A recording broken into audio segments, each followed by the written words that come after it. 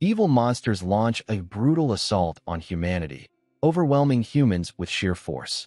The people try to flee, but they are far too fragile against such overpowered foes.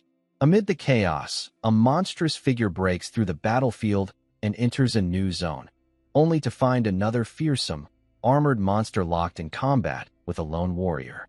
This warrior, a white-haired hero, unleashes everything he has in a desperate fight. Blow after blow, he strikes with fury, but the armored monster counters every attack with ease. Eventually, the hero is defeated. He is revealed to be Eos, the Empire's strongest swordsman.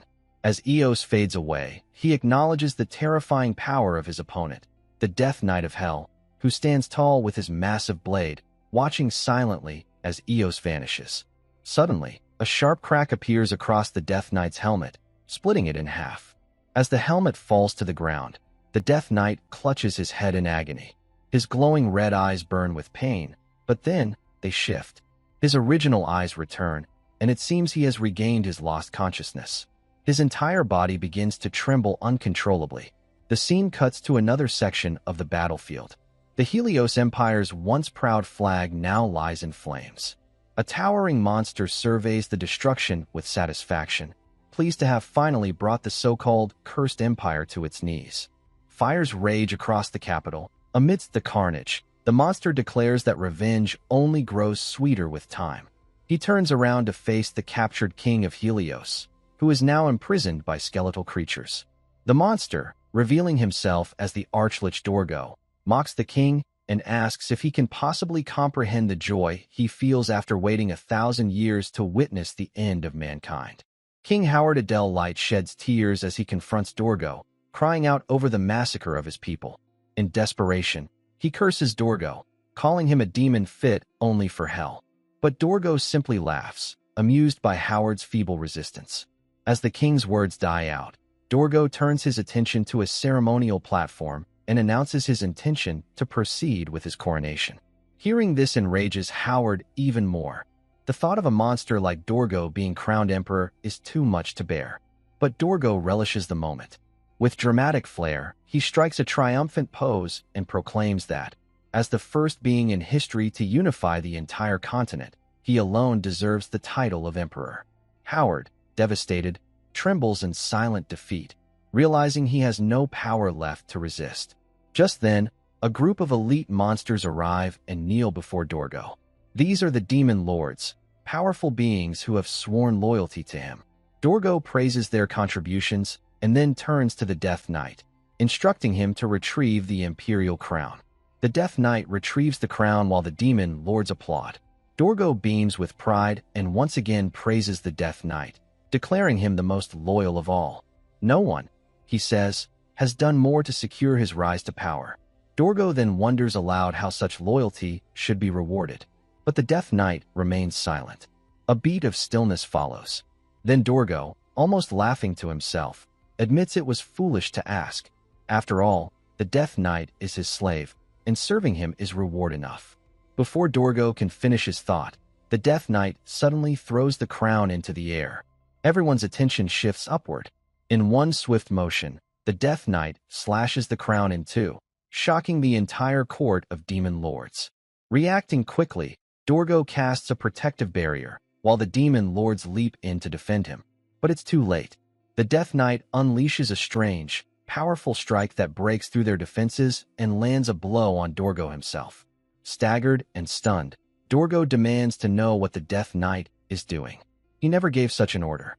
Then, to his disbelief, the Death Knight begins to speak.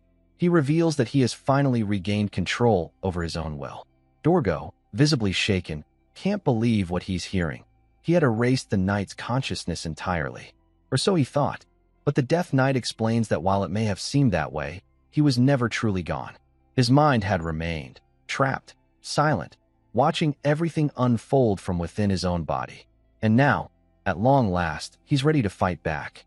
Dorgo couldn't believe what he was witnessing, but then he admitted that the Death Knight was truly his greatest creation. With a smirk, Dorgo told the Death Knight he would allow him to roam freely, at least until he figured out a way to take back control. The Demon Lords launched an attack, but the Death Knight stood perfectly still. In the next moment, A single devastating strike from him sent all the demon lords flying, defeating them instantly. Dorgo was stunned. The Death Knight had overpowered them with just one blow. Realizing the threat he now faced, Dorgo summoned thousands of undead soldiers. They charged toward the Death Knight, but he uttered a single word, and every undead froze in place. With a simple gesture of his hand, the Death Knight crushed them all instantly. Dorgo began to tremble. He couldn't believe what he was seeing. He had created a being whose power now rivaled that of a god. Understanding that he stood no chance in a direct fight, Dorgo tried to reason with him. He feigned empathy, claiming that he might have done the same had he been in the Death Knight's position. But Dorgo still had a backup plan. Even if his physical body was destroyed, he could transfer his soul to a spare vessel, and from there, regain control over the Death Knight once again. However, the Death Knight revealed something terrifying. During the time he was trapped inside his body, he had devised 100 ways to kill Dorgo. He then assumed a battle stance, blue energy swirling around him, which immediately alarmed Dorgo. The Death Knight continued, saying he had developed a new sword art, one capable of taking down not just the body, but the soul itself. It was a technique he had created solely to take revenge on Dorgo. Dorgo was shaken, though he tried to convince himself that such a technique couldn't possibly exist. But before he could escape, the Death Knight struck. At first, Dorgo didn't understand what had happened. His body seemed intact. A flicker of hope sparked within him, making him believe the soul-cutting technique had failed. But then his eyes widened, and a dark, his soul, began rising from his body and into the sky. The Death Knight watched in silence. Soon, Dorgo's entire form exploded, leaving behind only the skull of his head. The Death Knight walked over, stepped on it, and crushed it, muttering, "Go to hell." Watching all of this was King Howard, frozen in fear, shaking as he tried to make sense of the chaos unfolding before him. The Death Knight, exhausted, finally allowed himself a moment of peace. The battle was over. Now, only one task remained. He picked up his sword and raised it high, voicing his desire to see his family again, to apologize for everything he had done. The scene shifted to a memory, a time when the Death Knight killed his own family. He asked them for forgiveness. Then, without hesitation, he stabbed himself. Everything went black. But then he heard a voice, a soft, familiar one, calling his name. Damien. He opened his eyes. His sister was standing beside him, asking why he had fallen asleep outside. Damien, stunned, thanked God that he was able to see her again, even if only before falling into hell. But then, something seemed strange. His sister looked far too young. She laughed at his reaction, teasing him by asking if he was trying to flatter her so she'd defend him when their father got angry. She promised she would, but urged him to come inside before it started to rain, warning that he'd catch a cold. She hurried off toward the house. Damien stood up slowly, watching her with a mixture of awe and confusion. He looked at his hands, realizing he was in his younger body. Something was different.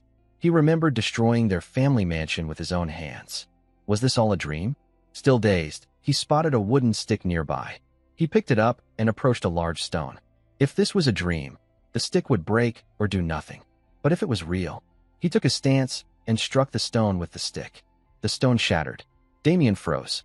Then his face contorted, not with fear, but with overwhelming emotion. He began laughing uncontrollably, tears streaming down his cheeks, his body trembling. He had returned to the past, and this time, he had a chance to make things right. Damien had many talents when he lived with his family, though none were the kind that brought pride. Once, he was kicked out of a tavern for brawling, causing disgrace to his family's reputation. It seemed Damien had a knack for staining the family's honor. On another occasion, while he slept peacefully in his room, his brother stormed in to confront him. Damien had gotten into a fight with the young son of Marquis Ryanbloom. As a result, their sister had been dragged by the Marquis's carriage, leaving her injured and in tears. It was clear Damien also had a talent for endangering the family's future. Their mother once came to him in tears, asking why he had taken out a massive loan against the family's estate. It seemed Damien was also gifted at squandering their fortune. Eventually, after so many incidents, his father finally lost his patience. He ordered Damien to leave the mansion. Damien didn't say a word. He turned to go, but before he could leave, his sister met him at the entrance. She held out some money and handed it to him with a smile, telling him to find happiness, despite all the pain he had caused her. Damien was stunned. Even after everything, she was still trying to help him. Trembling, he took the money and ran out of the mansion. That day, it felt less like leaving and more like escaping. For the first time in his life, Damien came to understand what guilt and shame truly were. He cried as he ran, overwhelmed by the weight in his heart. Now, Damien sat beneath the shade of a tree, trying to make sense of it all. Before he died, he had wished for just one chance to apologize to his family, but he never imagined he would actually return to the past. Looking up at the sky, he wondered if it was a divine miracle. His hands trembled, his body still affected by the powerful skill he had used earlier. That technique was called Shattering Wave, a devastating move that amplified the shock of a strike sevenfold. When Damien was the Death Knight, he had fought an enemy known for this skill. It was infamous for shattering fortress walls. Damien had acquired it by defeating that knight and mastering the technique himself. As he reflected, a loud voice interrupted his thoughts. Black-haired boy came running toward him, panting from exhaustion. Damien studied him, trying to recall who he was. He guessed his name, Victor, and surprisingly, he was right. Victor, still catching his breath, asked why Damien was still outside when his sister, Louise, had told him to come in. He also warned that Damien's father was furious and that he should hurry back. Hearing this, Damien blinked in confusion. "Did I do something wrong?" he asked. Victor looked at him, baffled. "Are you seriously asking that?" Later, back inside Viscount Haskins' estate, Damien's father stood ready to strike him with a sword. Damien narrowly dodged the blow, but his father wasn't done. He lunged again, only to be held back by Louise and their mother. "Why did you get kicked out of a tavern for brawling?" his father shouted. Marilda, Damien's mother, and Louise tried to calm him down, but he was furious. His son had once again tarnished the family's honor. Paul Osborne Haskin, the head of the household, yelled at them to let him go so he could deal with Damien himself. But Damien wasn't afraid. He knew this moment. He had lived it before. He had truly returned to the past. His father continued shouting, but Marilda and Louise clung to him, begging him to think rationally. Amid the chaos, Damien found himself smiling softly. As strange as it was, he missed this. It had been so long since he had heard his father scold him. Suddenly, all three, Paul, Marilda, and Louise, fell silent. They stared at Damien, who was trembling and crying. Seeing this, Marilda and Louise turned on Paul. "You've gone too far," they scolded. Paul slowly sheathed his sword, then turned to Damien. "Well, what excuse do you have this time?" Damien looked up. "I have no excuse." Paul blinked, thrown off by the answer. He had expected the usual deflections and justifications. Damien was always pathetic, always trying to weasel his way out of consequences. To hear him take full responsibility was shocking. Damien already knew what his father thought of him, but hearing it said so directly still stung. Damien continued, admitting that his actions had deeply stained the honor of his family. He took full responsibility and said there was no excuse for what he had done. Paul, however, remained skeptical.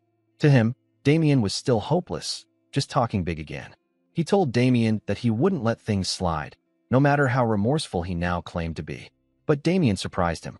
Calmly, he said he would resolve the matter himself. Without waiting for a response, Damien turned and opened the exit door. "I'll go and fix the mess I made," he said. "And after that, I'll accept whatever punishment you decide."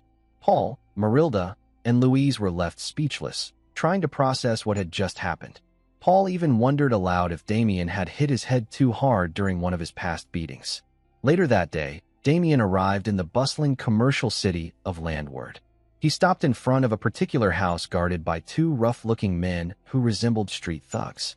From a hidden spot, Damien and Victor watched them closely. Victor, clearly nervous, asked if Damien was seriously planning to go inside. He mentioned the rumors that the place was backed by a criminal organization. "You're going to get yourself into serious trouble," Victor warned. Damien started walking forward.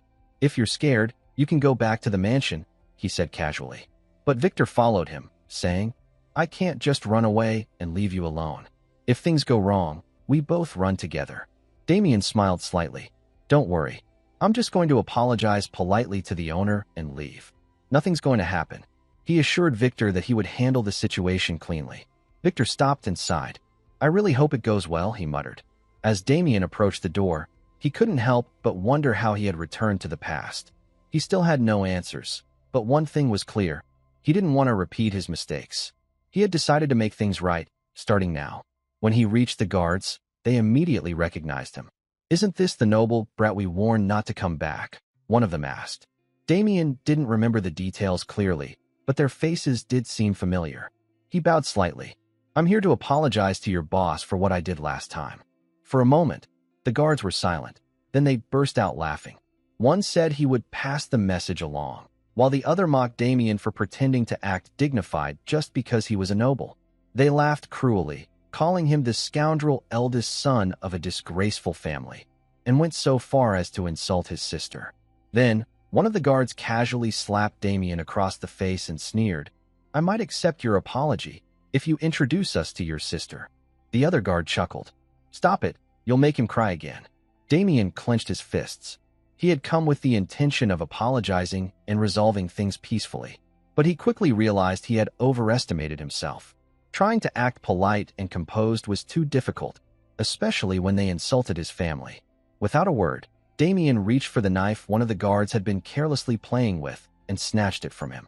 The laughter stopped immediately. "I really thought I could come here, apologize, and leave," Damien said coldly. The guards backed away, alarmed. "Put the knife down now." But Damien had made up his mind. In one swift motion, he struck at the guard with the knife and injures his hand. The man screamed in pain, collapsing to the ground. The second guard quickly drew his sword, but Damien took a stance, ready to fight. His eyes were sharp, unwavering. From a distance, Victor watched the entire scene unfold. Horrified, he began to cry, overwhelmed by fear and disbelief. As Victor watched the fight unfold, more bystanders began to gather, curious about the commotion. Victor, however, was deeply worried about Damien's safety. One of the guards, clearly agitated, tried to intimidate Damien. "Do you even know who you're messing with?" Damien remained calm. "Not really," he replied. "And I don't care. Now finish what you started." Sweating nervously, the guard raised his fist to reveal a snake tattoo. "You're picking a fight with the Black Serpent organization. No one who crosses us walks away unharmed." The mention of the name triggered a memory in Damien. The Black Serpent was a growing underground organization expanding its influence across landward. The tavern Damien had approached was one of their affiliated businesses. He remembered how, during a past visit, he had complained about being outrageously overcharged. In response, the guards had beaten and humiliated him publicly, forcing him to apologize and pay up. As the memory resurfaced, Damien suddenly laughed, realizing he had been the one who truly deserved an apology. His laughter confused the guard. "What's so funny?" the guard growled, stepping forward and preparing to attack. "You nobles think you're untouchable, huh? We'll show you otherwise." The guard charged, but Damien smoothly dodged the blow.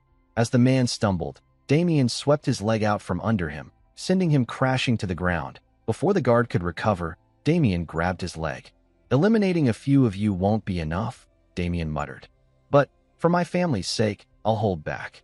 Despite that, Damien swiftly injures the guard foot, sending him screaming in agony. The other injured guard wailed alongside him. Just as Damien thought it was over, a group of reinforcements arrived. More guards, all armed. Their leader stepped forward. "You're not from around here, are you? What crew are you with?" "I'm not with any group," Damien replied coolly. "I came to apologize to the owner, but ended up receiving an apology instead." He then added, "Now be polite and lead me to the owner. I've got business with him." The leader, confused and irritated, dismissed Damien's words. "If you won't come quietly, we'll drag you in," he threatened. He pointed at Damien and ordered his men to attack. Sighing, Damien took a deep breath, then exploded into action.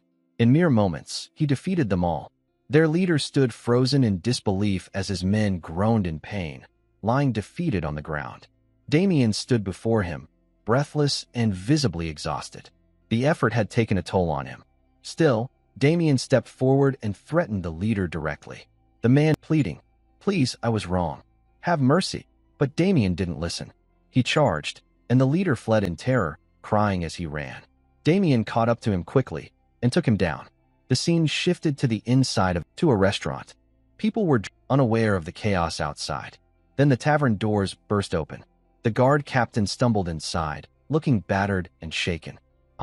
I misjudged him, he stammered.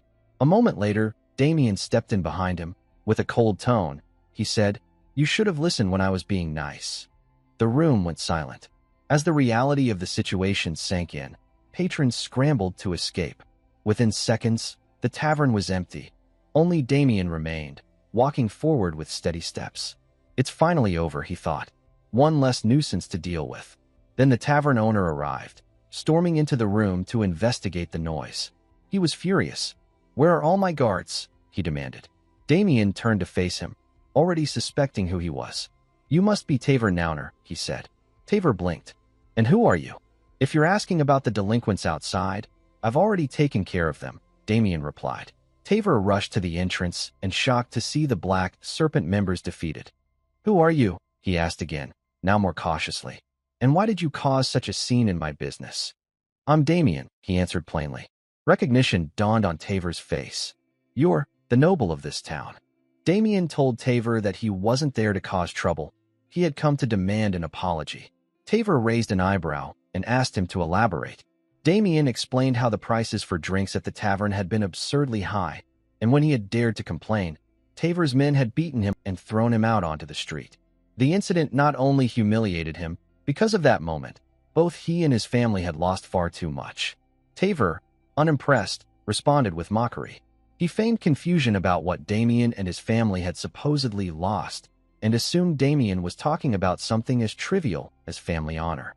Smirking, he said, "From where I stand, there wasn't any honor left for Baron Haskin anyway." Those words struck a nerve. Damien clenched his fists, struggling to keep his composure, but his anger boiled over. Taver, noticing the reaction, picked up a wooden staff and sneered. "You're a fool if you think I'd ever apologize to someone like you. Quit this pathetic noble act and pay for disrupting my business." Damien, instead of getting angry, laughed. "I was going to forgive you," he said calmly. "All you had to do was apologize nicely." His expression changed. "But if this is how you want to handle it, that's fine by me." In one swift motion, Damien leaped into the air, aiming to strike Taver and make him pay for every insult and humiliation. But just before he could land the blow, someone intercepted his attack. Damien was caught completely off guard. As he landed back on the ground, he immediately sensed energy radiating from the man who had blocked him. The stranger stepped forward, now standing between Damien and Taver. Taver smirked from behind his new ally. "Perfect timing," he said with a grin. Damien stood and dusted himself off, eyeing the man cautiously. "You're pretty skilled," he said. "Doesn't seem like someone like you would be working in a place like this." The man remained silent. Damien narrowed his eyes. "So, tell me, why would a knight defend someone like Taver?" Knights are individuals who dedicate their lives to the path of chivalry. There are 3 ranks among them: trainee, apprentice knight, and the highest, formal knight. These ranks are determined based on the level of training and mastery each knight has attained. Formal knights, in particular, possess the ability to freely wield aura. Their strength is legendary. They can take down monsters and mountains with a single blow. In other words, formal knights are beings of near superhuman power. Back at the tavern, Taver burst out laughing and mocked Damien cruelly. He revealed that Ted was the beloved apprentice knight of the Black Serpent organization's boss, which meant, according to Taver, that Damien had no chance of leaving alive. Damien, however, remained composed. He noted that Ted was only an apprentice, which explained the faint aura he sensed earlier. This surprised Ted. Damien was able to detect aura that hadn't even fully materialized. Damien then remarked that it made sense for someone like Ted to end up in a place like this. "You must have lacked the talent," Damien said coldly. "That's why you couldn't become a formal knight. You were expelled."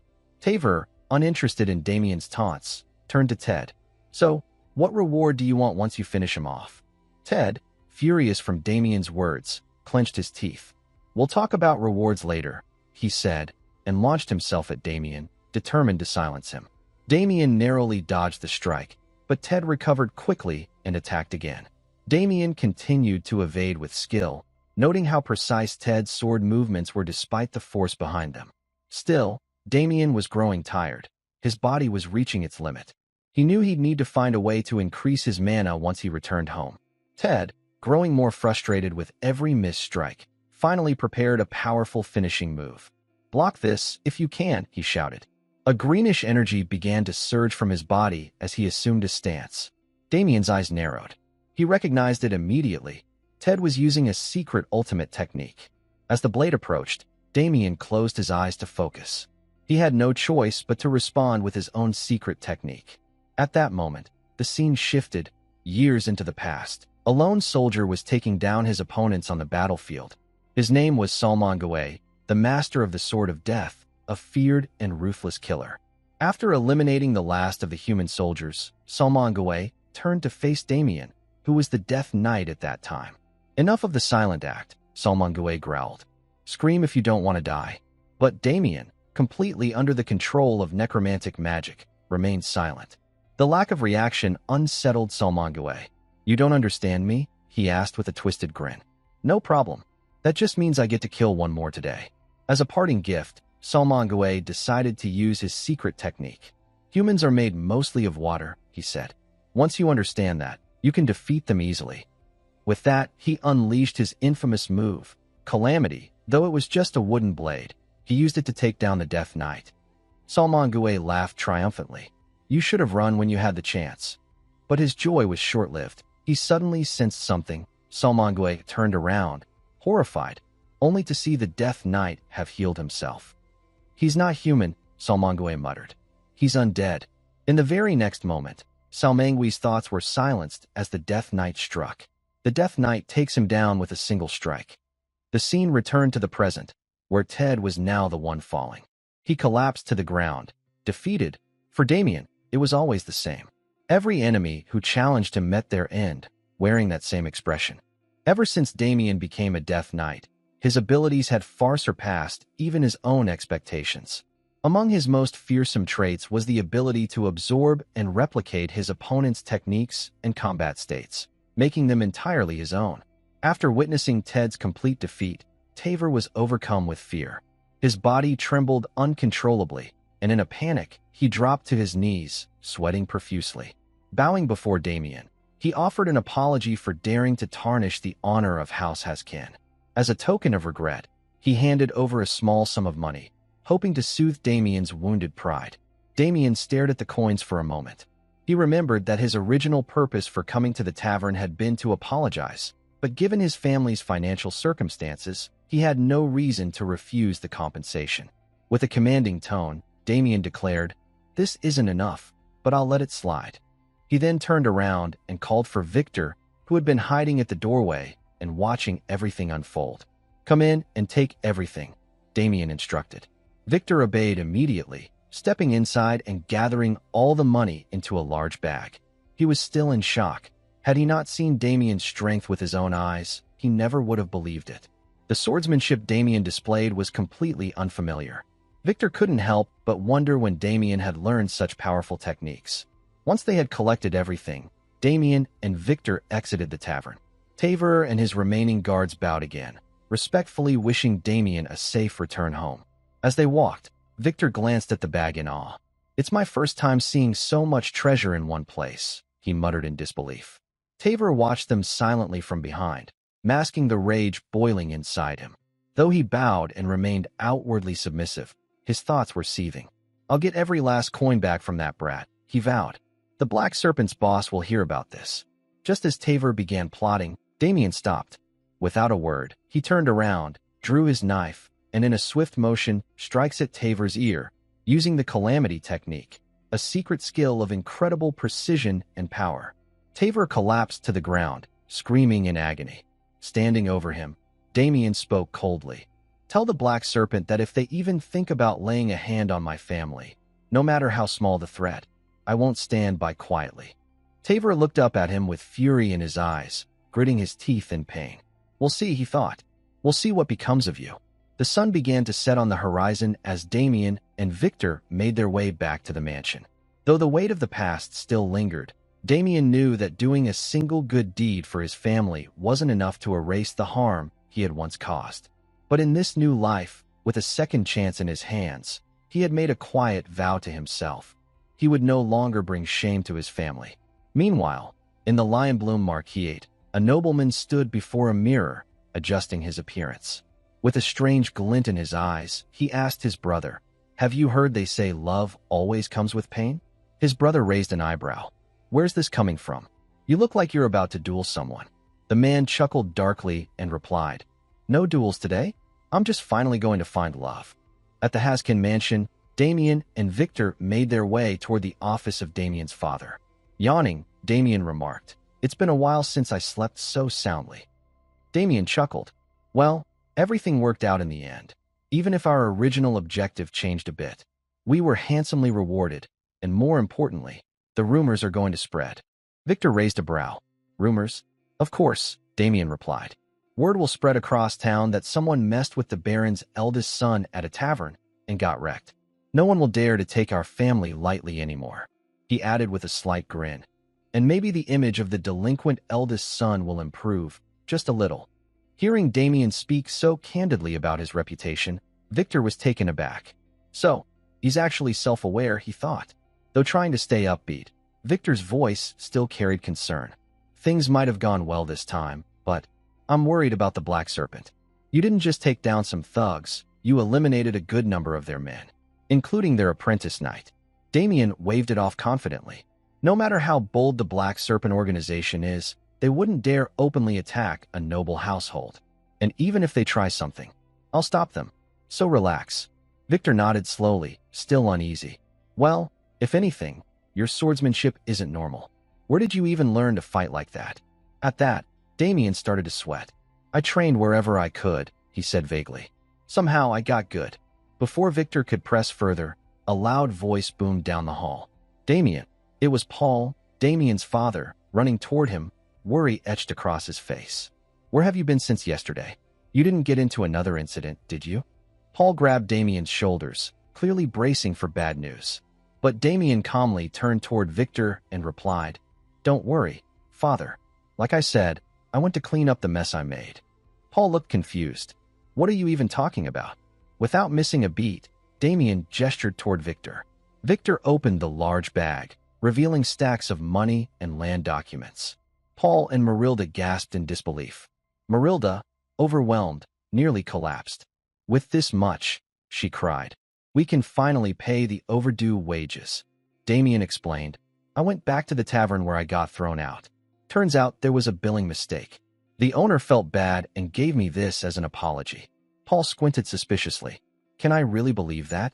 "You can trust me," Damien said confidently.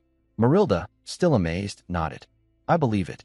There's no other way Damien could have come across this much money." Damien turned to Victor. "If you don't believe me, ask Victor. He was with me the whole time." Then, with a playful blink, he asked, "Right, Victor?" Without hesitation, Victor replied, "It's true." Satisfied, Paul and Marilda exchanged glances and finally accepted Damien's explanation. Marilda smiled warmly. "You're amazing, Damien." Victor watched the scene silently. Every time he opens his mouth, it's a lie, he thought. The scene shifted. Damien now ran through the forest, panting heavily. He stopped and leaned against a tree to catch his breath. "I haven't even run that far," he muttered, frustrated. "And I'm already exhausted." Though he had so much to do, his current physical condition limited him severely. He reached into his pocket and pulled out a small vial. "Good thing I got my hands on this," he said. It was a tonic he received from Taver, a stamina and vitality enhancer from the School of Alchemy. Curious, Damien recalled asking Taver about it. "The School of Alchemy?" he had said. Taver had explained that alchemists were a specialized group known for creating powerful tonics. The one Damien held was so valuable, it was often traded for gemstones of equal weight. Remembering that, Damien smiled. Finally, he thought, a little luck on my side. Damien drank the tonic, and soon his body surged with renewed vitality. Strength coursed through him as the powerful effects of the potion took hold. He exhaled with relief. He understood something clearly. If he wanted to become stronger, he needed to address his greatest weakness first, his stamina. Only by overcoming this could he ascend once again to the level he once held in his past life, a realm where he stood above all living beings. His thoughts turned to Dorgo, the necromancer who would one day unleash an army of undead upon the world.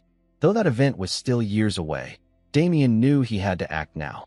If he wanted to protect his family from what was to come, he had to become powerful enough to eliminate Dorgo before that future unfolded. Only then could he ensure their happiness.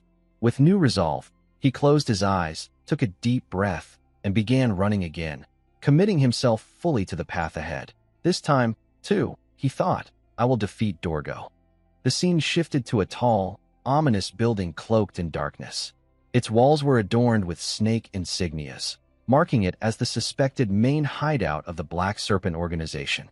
Inside, a man grunted in frustration and dismissed Ted, calling him a foolish despite having been their most skilled mercenary.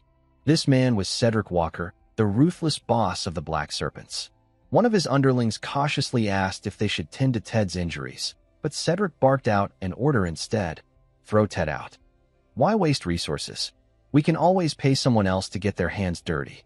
Groaning in pain, Ted struggled to his feet, his body barely holding together. Hearing movement, Cedric turned around and mockingly clapped. Still got some strength left, huh? Go get patched up. Maybe I'll hire you again someday. But Ted was seething with rage. Glaring at Cedric, he used the last of his strength to lunge at him in defiance. Just as his strike was about to land, a dark mana comes out of nowhere and wrapped around Ted's leg, binding him midair. It coiled around him, completely immobilizing his body. A cloaked figure emerged from the shadows.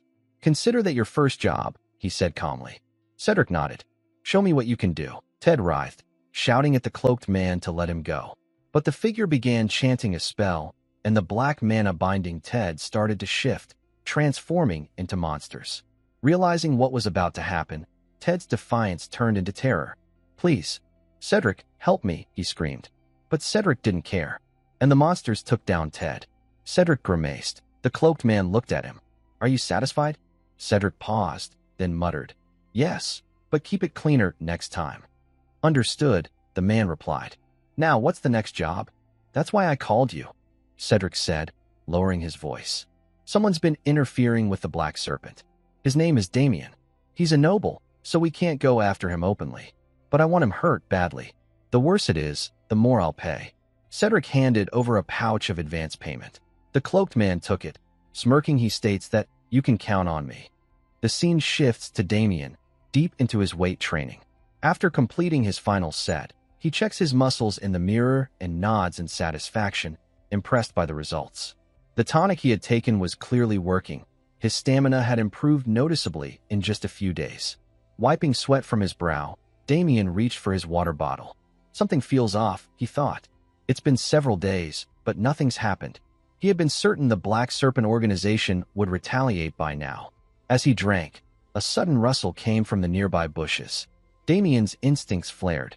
Without hesitation, he rushed toward the sound, hand ready to grab and punish the intruder. But as he reached out, he froze. His hand was wrapped around the neck of none other than his younger brother, Abel. Realizing his mistake, Damien immediately let go. Abel dropped to the ground, coughing. You've gotten stronger, Abel muttered, adjusting his glasses. He took a deep breath and reached toward Abel. I didn't do that, he said, his voice low, filled with regret. I'm sorry. But Abel didn't respond with warmth. He looked away coldly. I didn't come here for an apology. Abel stood up and brushed off his clothes. I came because I heard from Father that you went to the tavern and got an apology. But when I asked around, I heard a fight broke out and several people were injured. So tell me, Damien, are you lying to the family again? Damien smiled and took a sip of water. It's true, he said calmly. I fought. I won. Abel's face turned red with fury. He jumped to his feet, storming toward Damien, pointing aggressively. You can't even fight. There's no way you beat anyone. His voice grew louder, his words sharper. Did you hire someone? Pay a mercenary? Are you trying to lie your way into the family's good graces again? Damien didn't flinch. He simply nodded. I did it myself. There was no hesitation, no guilt in his voice. Abel's hands trembled. He leaned in, eyes burning. Stop lying. You might fool the rest of the family, but not me. Never me. His voice cracked as he shouted. Don't bring more shame to our name. Father's always cleaning up after your messes. Just stop. Damien only smiled. Slowly, he reached out and patted Abel's head. Abel's always been like this, he thought. So serious. So honest. Always the one who cares most about the family. He kept patting gently. Don't worry. I won't tarnish the family name. Not anymore. Abel froze. For a second, he was stunned. Damien was treating him like a real older brother would. Annoyed and embarrassed, Abel swatted Damien's hand away, but Damien's arm didn't budge. It was too strong. Let go, Abel growled, gritting his teeth as he tried to pull Damien's hand away, to no effect. Damien just chuckled. I promise, Damien said again. No more trouble. Just then, Victor came sprinting toward them. His footsteps echoed through the hall, and his face was pale with fear. Damien, he shouted, breathless. Something really bad just happened. Damien and Abel exchanged a quick glance and ran after him without a word.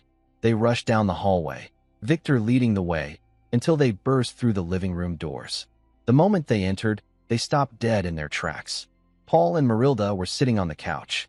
Between them sat a stranger, a man with neatly styled brown hair, calmly sipping tea. The room was thick with silence.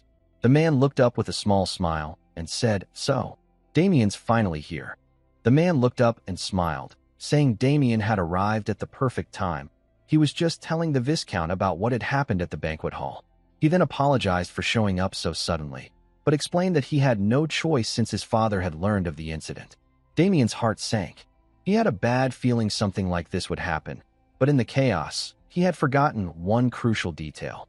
He had already crossed paths with Eowyn Lionbloom. Eowyn leaned back and casually asked Damien if he remembered what had happened at the last social gathering. Damien did remember. At that party, Eowyn had mocked him publicly, making fun of him, and even insulting his eyes. When Damien confronted him, Eowyn laughed it off and pretended to apologize in front of everyone, saying that Damien is imagining things. He told the crowd that he never said anything offensive. Then, as he leaned close to Damien's ear, he whispered cruelly, I did say it. But what are you going to do about it? Provoked beyond reason, Damien had punched Eowyn. Now, in hindsight, Damien regretted not holding back. He realized it had been strange at the time. Eowyn was a trained knight. How had he been hit so easily? A suspicion grew in Damien's mind. Was it all planned from the start? Eowyn, still smiling, turned to Paul, the Viscount, and offered a solution to the incident. He admitted he had admired Louise for a long time. Paul furrowed his brow. And what exactly are you trying to say? Eowyn straightened, his tone suddenly formal. I wish to marry Louise. His words shocked Marilda, Paul, and Abel, but Damien remained silent, already knowing this move too well. In his past life, Eowyn had taken advantage of their family's vulnerabilities in the same manipulative way. Damien remembered it clearly. Eowyn continued, explaining that if their families were joined in marriage, the incident could be treated as a private matter. That way, the disrespect Eowyn had suffered could be quietly overlooked. Paul listened to the proposal, then rejected it outright. Visibly irritated, Eowyn pressed further. She already has a fiancé, Paul added. She's in a committed relationship. But Eowyn cut him off. Then how will you and your family take responsibility for insulting me? Do you think the house of a mere Viscount can withstand the wrath of House Lionbloom? He leaned in slightly. So make your choice. Either your family suffers the consequences, or Louise becomes my wife. Paul hesitated. He knew full well that House Lionbloom was one of the most powerful noble families in the Apple Kingdom. But no matter how dire the situation, he couldn't allow his daughter to marry someone like Eowyn. Suddenly, Louise entered the room. I'll accept the marriage proposal, she said, her voice trembling but composed. Paul stood up in shock. Louise, what are you talking about? Abel quickly added. You shouldn't be the one to take responsibility for something Damien did.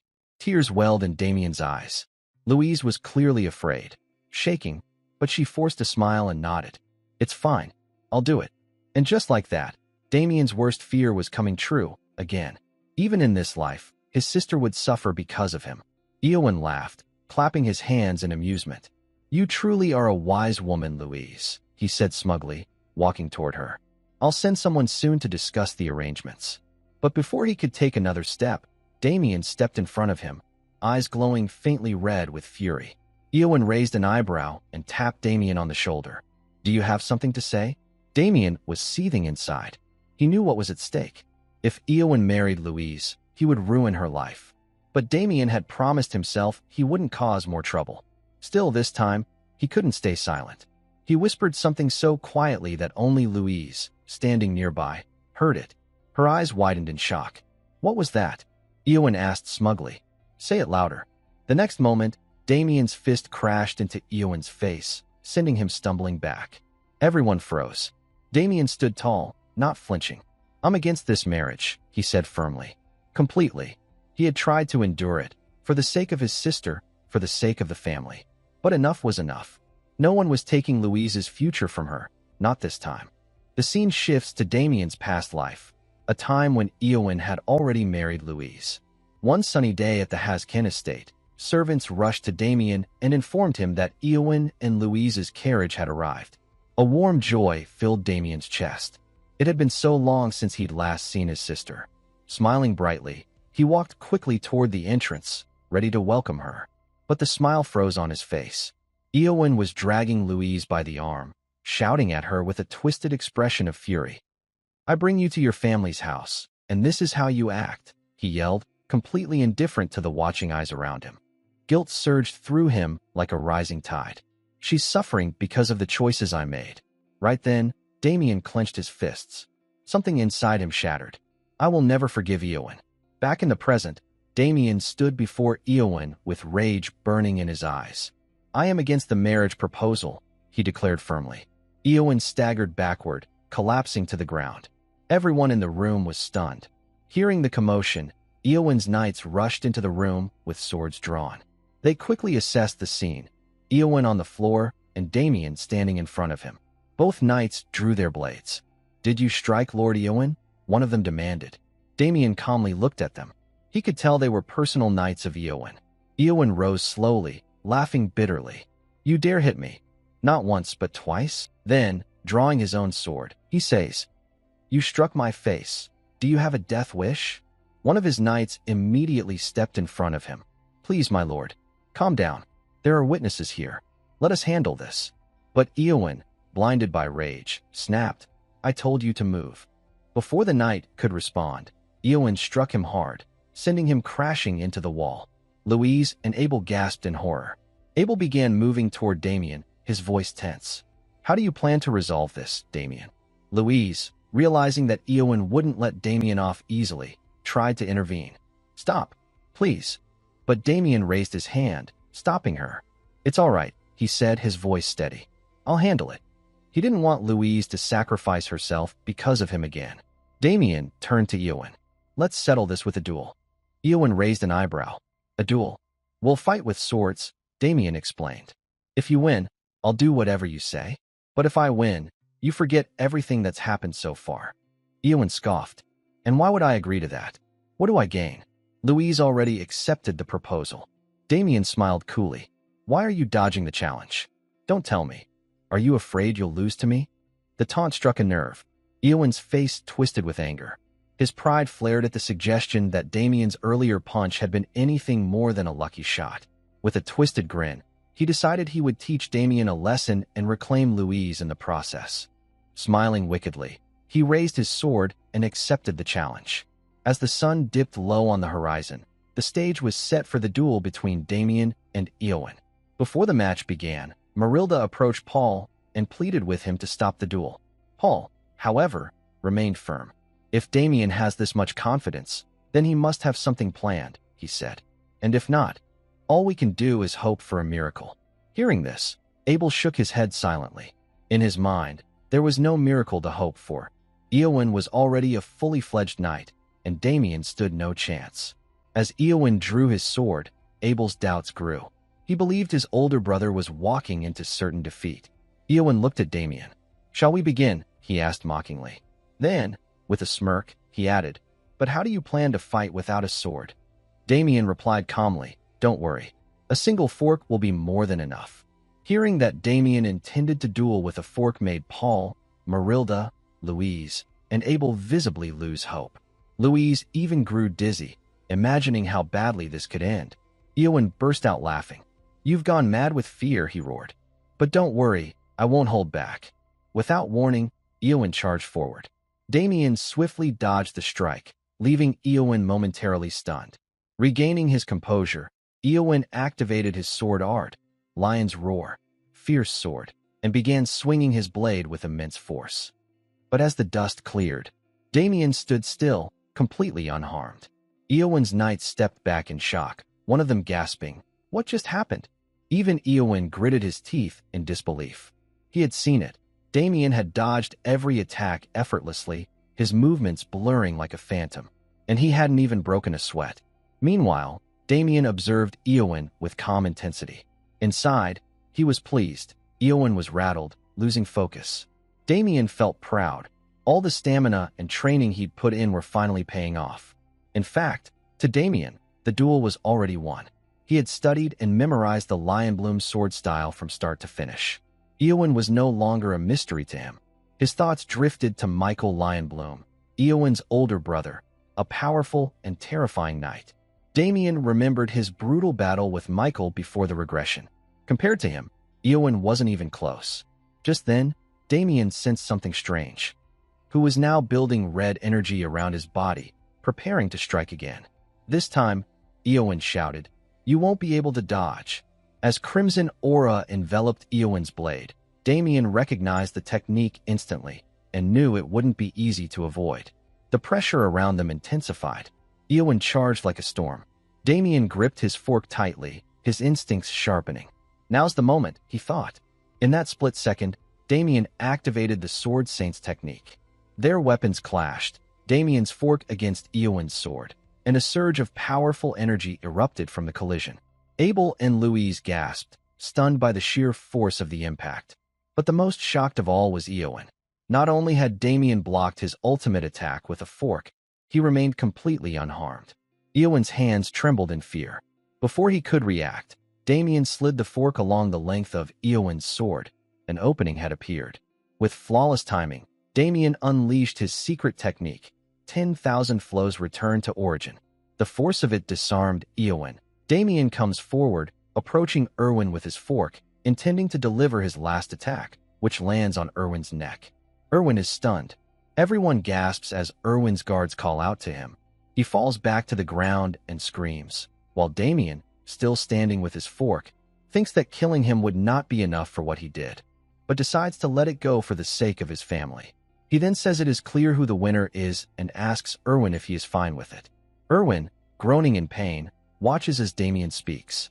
Damien says that according to the deal, Erwin should leave.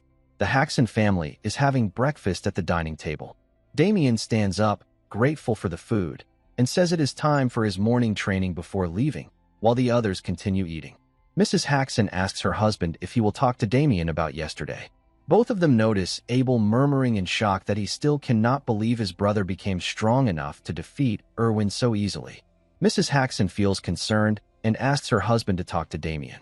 Mr. Haxon urges the others to stop and suggests not to bother Damien, saying he will let them know in time. Mrs. Haxon still feels uneasy, while Louise tries to calm Abel. Mr. Haxon admits to himself that he is curious as well, but he doesn't want to ask. His son seems intimidating. Somewhere else, Damien is preparing for endurance training.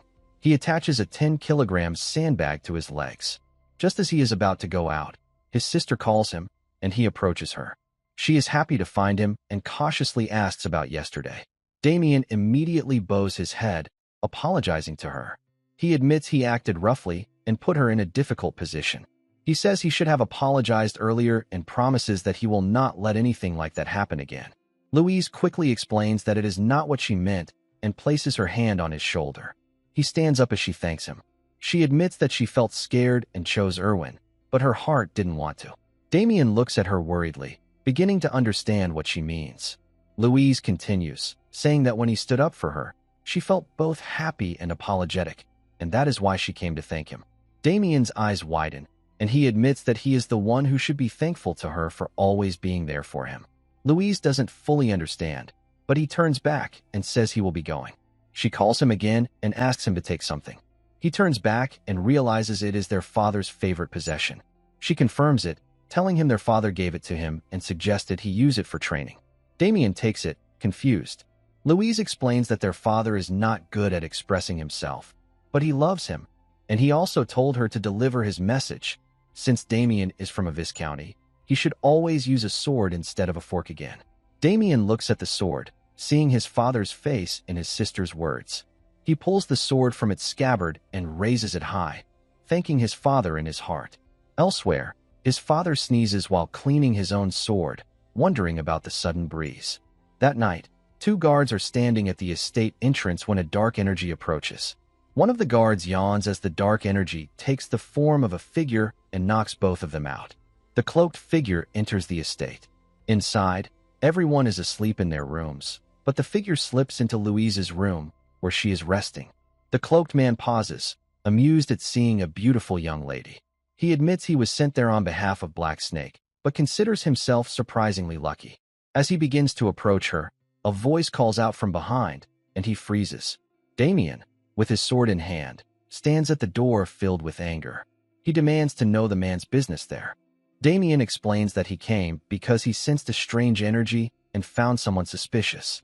The cloaked man grits his teeth, wondering why his magic, which was supposed to put everyone to sleep, did not work on Damien. He didn't even sense Damien's presence until he came close. He quickly uses his magic and launches an attack at Damien, but Damien swiftly dodges. The cloaked man asks who he is. Damien replies that he should be the one asking, since this is his house. The cloaked man then tries to confirm if he is Damien Haxon. Damien confirms, then demands to know his identity and what he did to his sister. Servants outside hear the noise. One of them says it is coming from young lady Louise's room, and they start to approach. The cloaked man thinks the servants must have been awakened by the earlier explosion. He tells Damien that facing too many people at once would be troublesome, so he decides to flee. With his dark energy, he escapes through the window. Damien tries to catch him, but fails, watching as the cloaked man lands on the ground and runs off. Damien notices the strange energy the man left behind. In the morning, the servants in the stable discover that the prized horse is dead. They panic, worrying about how to explain the situation to the Viscount, fearing his anger. They discuss among themselves, saying the horse was fine just yesterday. One servant puts his hands on his head, frustrated, saying he doesn't know what happened. Their speech is cut short when Damien appears behind them, saying he has a bad feeling. Both servants panic in fear, surprised to see their young master. They quickly try to explain the situation, but Damien calms them down by placing his hands on their shoulders. He tells them he is only there to confirm something and will not place any blame on anyone. He orders them to leave the room for a moment. Stunned by his words, they obey. Afterward, Damien places his hand on the dead horse's body. In his thoughts, he admits that he lost track of the energy from last night, but it has now led him to the stables, where the horse lies dead. He senses deeply and discovers that the energy comes from dark mana. This leads him to conclude that the cloaked man is a dark mage. Since his family is unaware of this, he decides not to tell them in order not to make them worry. He then follows the flow of the energy, which points toward the mountains. Meanwhile, in a cave, the cloaked man lets out a malicious laugh while checking his materials. He thinks the leader of Black Snake is foolish for assembling everything exactly as he wished. He reflects that he lied about needing these materials for a curse, when in truth he will use them for his own experiments, and they won't run out anytime soon. He admits he has lowered his standards, taking on low-tier requests for a little money, but feels he has no choice since the church is pursuing him. He decides to keep a low profile for now. Suddenly, someone appears behind him, commenting on a foul smell. Damien steps forward and says that old men should not live in such cramped places. The cloaked man realizes that this is the eldest son of Viscount Haxon, the same person from yesterday. He demands to know how Damien found the place. Damien replies that he followed the scent he left behind. The cloaked man is stunned, recalling rumors about Damien recklessly standing against Black Snake, but admits he doesn't seem so reckless after all. Damien says being cautious was the right move, then asks if he is working for Black Snake. The cloaked man confirms and explains that they wanted him to harm Damien's family as much as possible. He then mocks Damien, pitying him, saying he will now die for interfering. Raising his hand with madness in his eyes, he declares that he will capture Damien. Damien replies firmly that he will not let that happen. He reminds himself of his vow never to kill anyone in this life unless absolutely necessary, but makes it clear there is one exception: dark mages. As he pulls his sword from its scabbard, he remembers Dorgo. The cloaked man is stunned that Damien knows that name. realizing Damien is no ordinary opponent. He casts dark energy at Damien, saying he must die now. Damien dodges and closes the distance with his sword. The man thinks Damien is too fast, but before he can react, Damien strikes at him. Damien watches in shock as the man's body reassembles itself. He realizes it is the same ability he saw back at the estate and admits the man is surprisingly strong for someone who took on such a lowly job. The cloaked man mockingly laughs, saying such attacks will not work on him. Damien then decides to strike at him repeatedly, over and over, until nothing remains. The cloaked man sneers, admitting Damien's strength and saying there must be a good reason his name has spread. But he adds that the moment Damien walked into this cave, he had already lost. He summons his dark energy and traps Damien from behind, screaming that he has cast spells around this place, so he cannot be pursued by the church. He boasts that things will get deadly and says Damien will regret crossing a Yu'lon officer. With a cruel laugh, he declares that he will rot Damien's body until he dies. Damien sharpens his gaze in defiance. The man covers Damien's body with his dark energy. The cloaked man then transforms back into his original form. Laughing, he tells Damien that he has shortened his own life. He recalls his boss saying that he would learn more if he damaged the family, and he thinks that maybe he has now met his boss's expectations. Feeling relieved, he says there is nothing left to stop him, so he will go after the woman he saw the day before. Suddenly, Damien's voice emerges from within the dark energy, asking about a decomposing type curse. The cloaked man looks back in fear and sees Damien unaffected by the curse as he bursts out of the dark energy. The man demands to know how much Damien knows about dark magic. Damien shrugs it off, but he is surprised himself as he looks at his right hand, where a glowing pattern appears. He wonders how there is still authority left within him. He recalls his past life, the moment when Dogro, standing before a glowing vase, told him about authority, known as the power of God. Turning his head, he saw his death knight kneeling before him. Dogro explained that he had given Damien the most powerful body and inserted the strongest magic into him. But it was still not enough, as Damien had yet to awaken his true potential. To make him into the strongest sword, Dogro granted him the power to be converted into a weapon worthy of him, releasing dark energy, and directed it at the vase, which began to glow brightly. He called this authority. Dogro then cast another spell by pressing his hands together forcefully. Dark energy swirled around Damien before being absorbed into his body. Damien screamed as he received the enormous energy, but he remained standing. Light filled the room as Dogro, satisfied, declared that Damien had obtained the authority of God within his body. An emblem shone above Damien. In the present, Damien realizes this is the authority of greed, the same power he received in his previous life. He thought he had lost it after being weakened, but now he knows he still has it. The cloaked man throws an attack, but Damien dodges by leaping to the side. The man asks how Damien survived his spell. Damien simply replies that everyone has hidden moves, angering the man further. Damien recalls the cloaked man saying he was a Yu'lon officer. He has heard of Yu'lon before, specialists in assassination using dark magic. Damien admits the man is skilled. The cloaked man repeats Damien's words mockingly, while Damien thinks to himself that he must end this quickly, as the longer it drags on, the more dangerous it will become.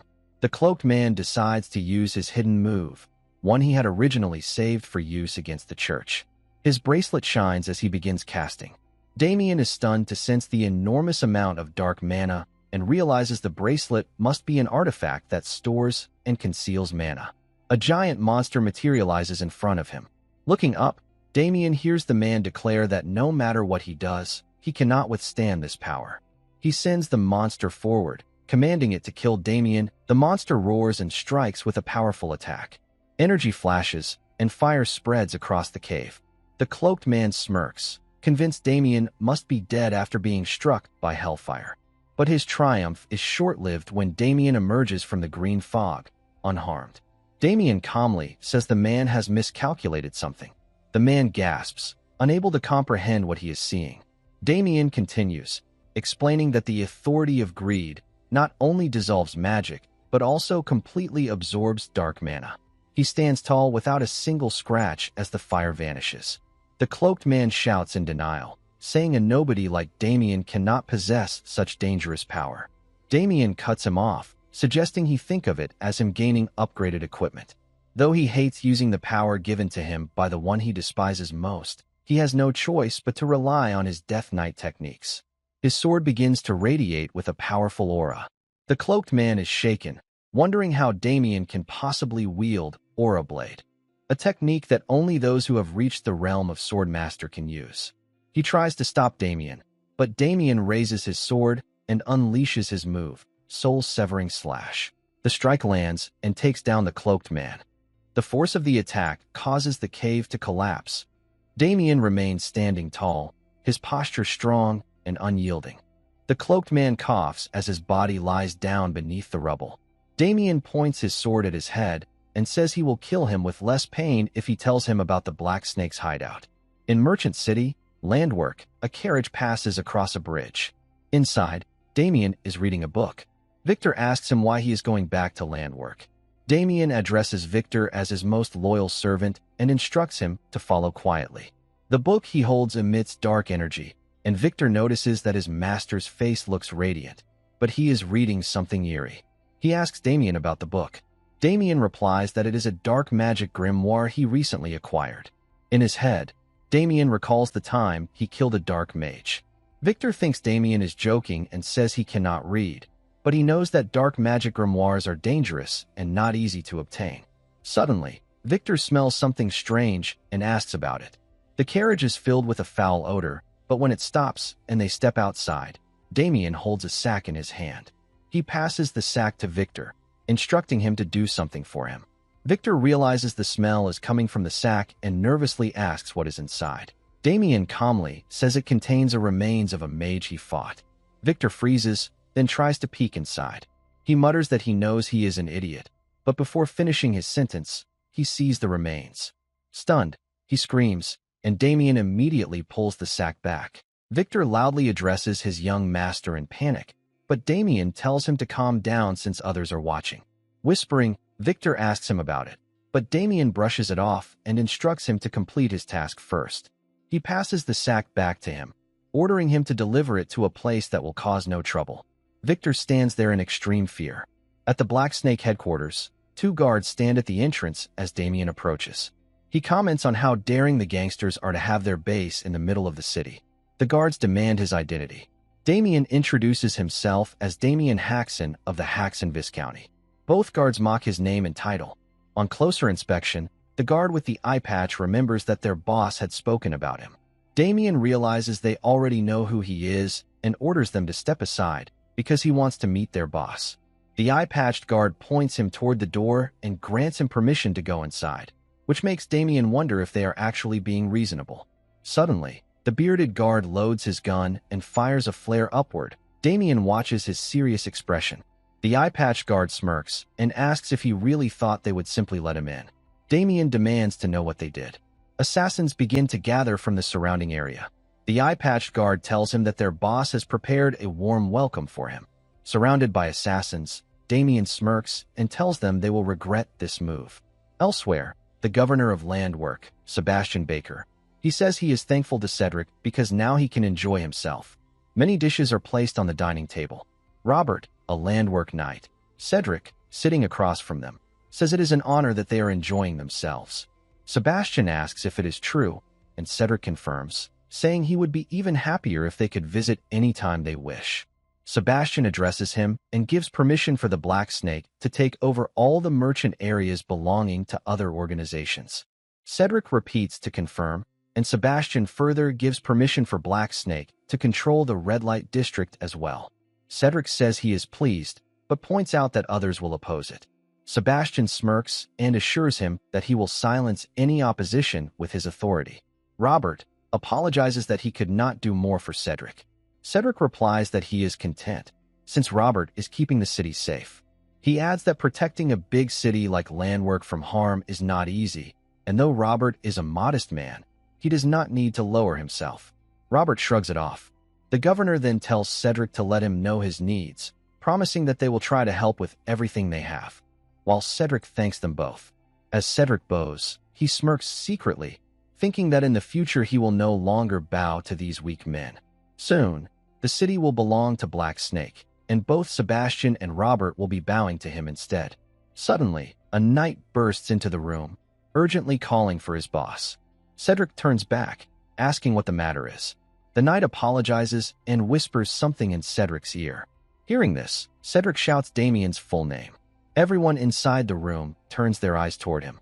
Cedric grits his teeth, thinking about the dark mage he sent earlier, but also feels reassured since he already informed his subordinates of the situation. Cedric orders the knight to go, but the knight hesitates and asks if it will be all right. Cedric assures him that Damien has come only to meet his own death. Outside, Cedric's knights are stationed to kill Damien. Damien drinks a potion and charges forward with his full strength, his glowing gaze fixed on his enemies as he takes them down one after another while advancing.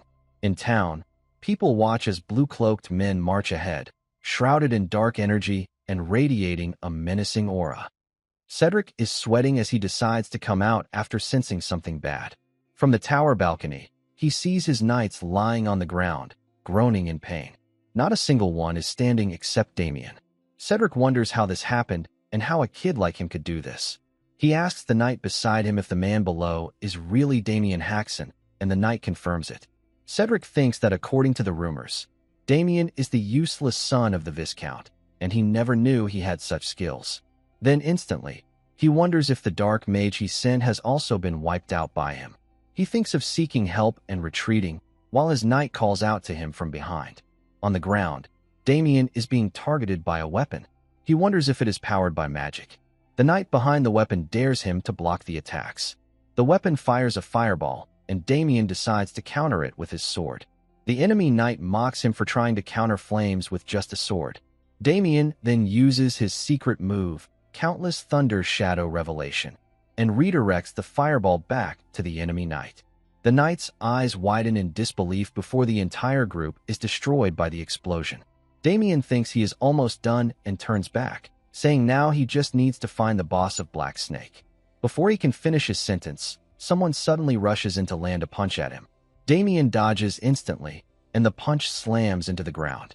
Damien senses that the man's aura is so dense it makes his skin tingle.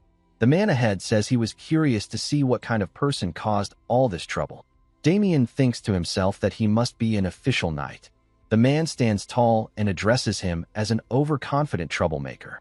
Townspeople gather, watching as knights surround Damien. He wonders why knights and soldiers, who are supposed to maintain public order, have come here, and he concludes one thing. The governor of the city loudly asks about the commotion and swears on his name that he will punish Damien. Damien calls the situation a grand quest and asks why he should be punished by him.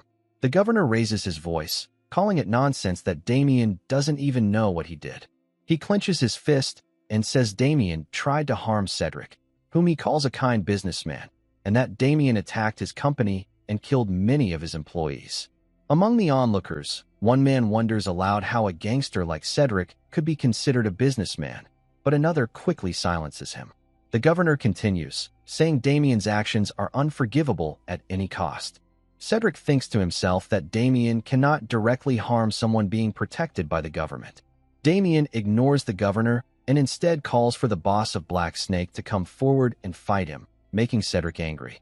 Damien guesses that Black Snake must have connections with the city administration, calling it a worshiper-level loyalty. Damien mockingly says the governor calls a gangster like Cedric a kind businessman, proving his poor judgment. The governor silences him and loudly declares that if Damien apologizes, he might reduce his punishment. Damien argues back that he has done nothing to be apologetic for. The governor calls him arrogant, saying he tried to show leniency because Damien is young, but now he has no choice. He calls for Sir Robert. Robert steps forward, holding his weapon, introduces himself, and orders Damien to drop his sword and surrender. Damien says he is surprised to see the guardian knight of the city stepping in. Robert finds him strange, noting he can't see even a little fear in Damien's eyes, and asks if he is bold or just stupid. Damien replies that he is confident. Robert smirks, calling him a fool, and strikes with his weapon, but Damien dodges instantly. The ground shatters under Robert's force. Damien admits to himself that even though he shows confidence, The truth is that fighting Robert at his current level is difficult, so he decides to hold back until the right time. Robert attacks again, and Damien barely blocks by crossing his arms before falling back to the ground. He notices his arm is injured and wonders how Robert hit him even though he tried to block. He glances back, thinking about whether she has still not arrived. Robert seizes the opening and launches a powerful strike. Damien is about to be hit, but someone else appears, blocking the attack. Robert's weapon is forced back to the ground. Everyone is stunned by the sight. Robert grits his teeth and asks if Damien had an associate. He demands to know the stranger's identity. The figure reveals her face. She has silver eyes and silver hair. The soldiers are shocked by her appearance. Robert asks if she is a paladin. From behind, Victor calls out Damien's name. Damien exhales heavily and asks why he is late. Victor runs toward him, shouting that he has finally arrived. Cedric grits his teeth at the sudden appearance of a paladin. He concludes that the church must be involved and wonders if they know about his deal with the Dark Mages. Victor asks Damien if he is all right. Damien squeezes his cheeks and admits he is not. He waited too long for him, and wonders if the woman is a paladin from the church. He then praises Victor for carrying out his orders. Victor happily says he can at least follow his master's commands. A few hours earlier, at the church, people were praying. Victor entered, breathing heavily. The paladin lady looked back at him. Victor asked if this was the branch of the Holy Church. She approached, confirming it, and asked him what the matter was. He showed her a sack and a small notebook, saying his master sent him to deliver these things to the church as evidence of someone working with the Dark Mage. The paladin froze and asked to see the notebook. As soon as she held it, she sensed dark energy and saw the symbol on it. Internally, she admitted she had finally found one of the leaders of Yulon, Agito. She removed her prayer attire and asked Victor about the one who sent him. In the present, she asks Damien if he is Damien Haxon. He confirms. Victor wonders if she is the same person from the church. The paladin says she has received the evidence, and from here the church will handle everything. Damien replies that they won't get in the Holy Church's way, and she can do whatever she wants. She thanks him and bows. Damien smiles, thinking that now that the paladin of the church is here, things will go smoothly.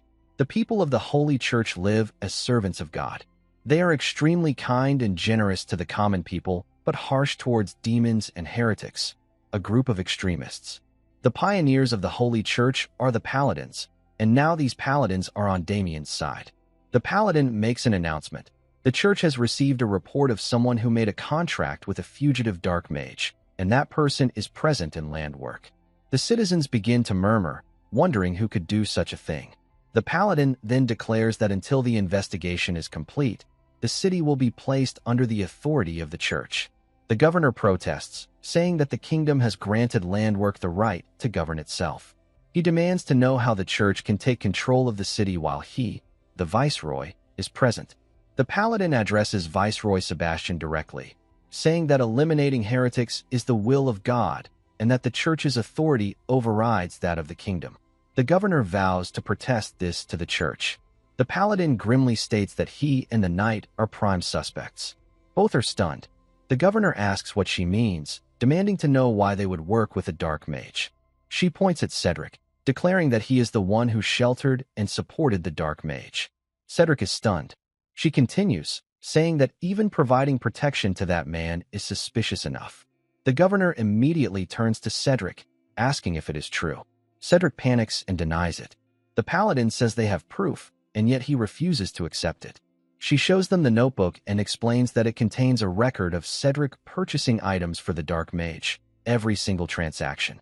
They will verify the information by cross-checking it with store records. Cedric grits his teeth, thinking bitterly about why the dark mage would write such things down after insulting him. As the church knights approach, Cedric shouts that he has nothing to do with the dark mage. The paladin replies that the truth will be known once the investigation is complete, and she orders her knights to arrest him. The knights seize Cedric, the governor, and his knight. The governor glances at Damien, who stands smiling. In his thoughts, the governor curses him, realizing this was his plan all along. He doesn't want to be taken and fears the church knights. Cedric asks Robert if he is surrendering to the church as well. He curses the church knights, but Robert does not answer. Cedric keeps calling out to him. Finally, Robert retaliates, breaking free from the knights. He swiftly rushes forward, grabs his weapon from the ground, and shouts that he will kill everyone and escape. He swings at the paladin. Cedric smirks. The governor is stunned, and Damien thinks Robert is making a mistake. Robert's strike lands on the ground as the paladin dodges. She counters with a punch using her full power. Cedric and the governor gasp in shock, while Damien smiles. The paladin takes down Robert with a single punch. She declares, "Whoever disobeys the will of God will be punished." Cedric, handcuffed, is kneeling down while the governor protests, demanding that he be released. From the side, Victor asks if that is the infamous boss of Black Snake. Damien confirms it with a wicked smile. Victor remarks that despite the rumors, Cedric looks ordinary. Cedric grits his teeth and curses Damien in his thoughts. Damien turns his head toward the paladin and thanks her for handling everything. He thinks to himself that while he expected her to be strong, she has proven to be far more powerful. Judging from her sacred power, she must be the apprentice of the Azure Flame. Brigandine, known as the Azure Flame, is the strongest man in the church and one of the 5 great saints, famous for eliminating countless heretics. Damien is called, and both he and Victor look in that direction. The paladin approaches and thanks him for taking down a Yuan officer. Damien casually replies that anyone would have done what he did. The paladin says the church will not charge him for anything and will acknowledge his work. Damien admits he doesn't understand what she means. She then directly asks if he involved the church to cover up his attacks on Black Snake. Damien is stunned that she figured it out so quickly.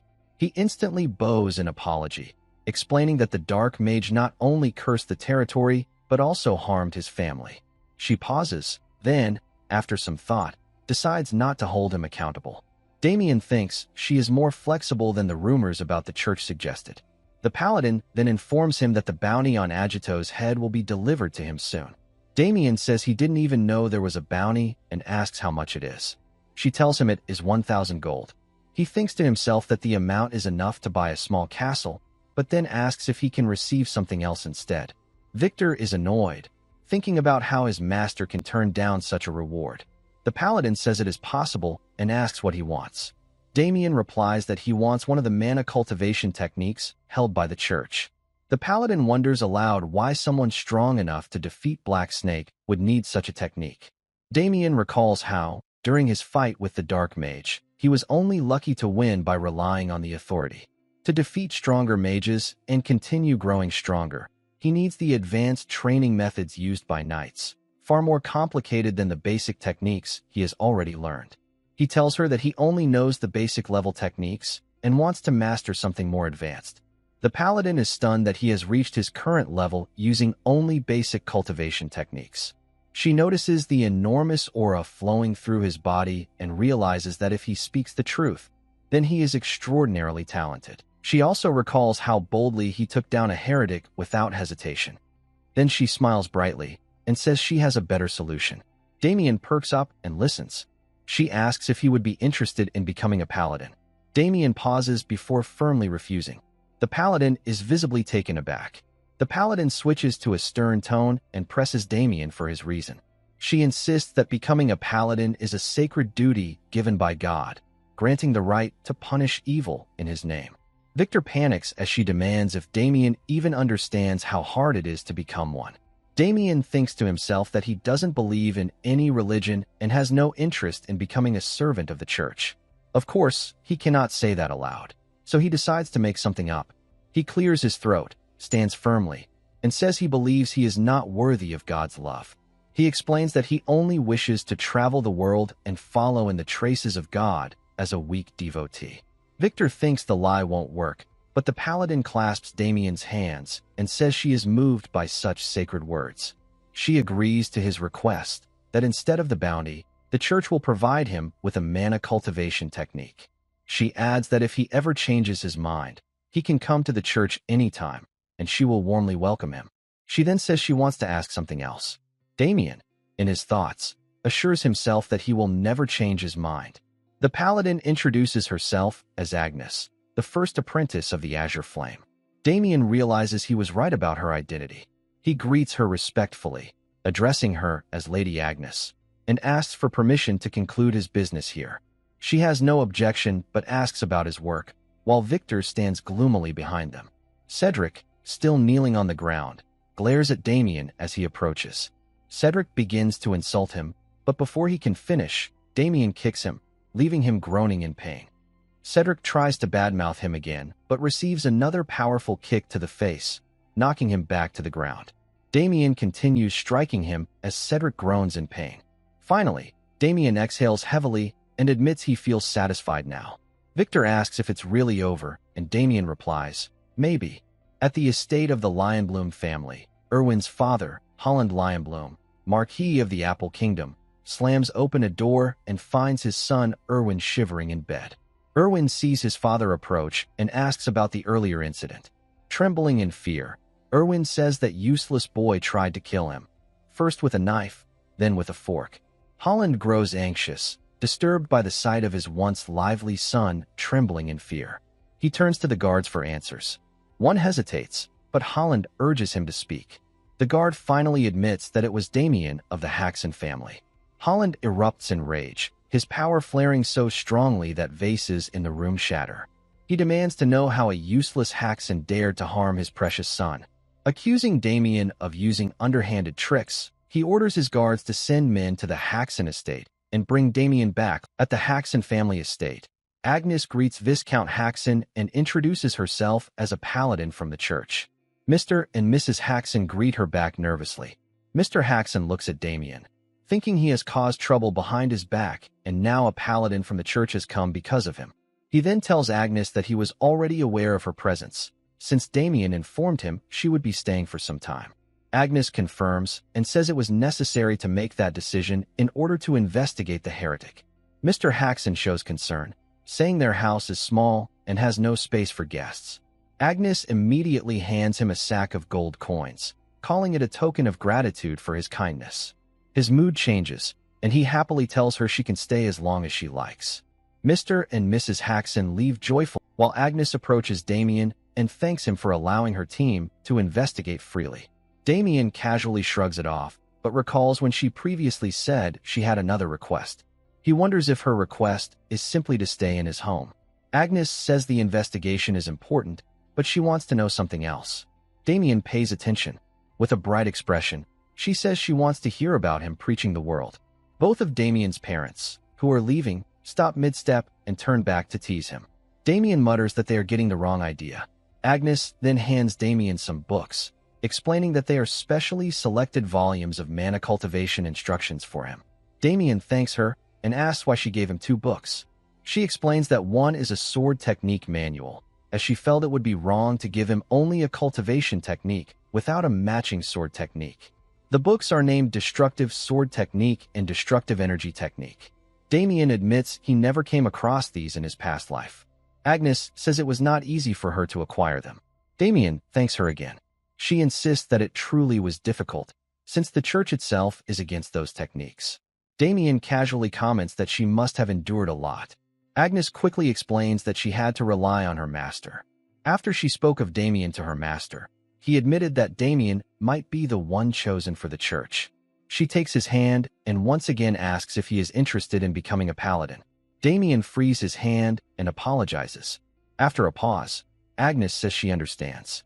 She gives up, saying that pressing further would be disrespectful, but adds with a smile that if he ever changes his mind, he can come to her, then walks away.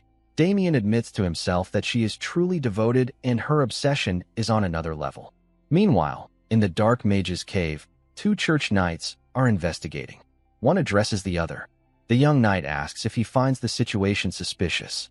The older knight asks what he means. The young knight says that Agito, a high-ranking member of Yulon, had escaped the church many times. He adds that Agito belonged to the cursed school, which made him weak in direct combat, but still, he cannot believe a powerful mage like him could be killed by a rural noble. The older knight admits he shares the same doubts, but Lady Agnes hasn't said anything.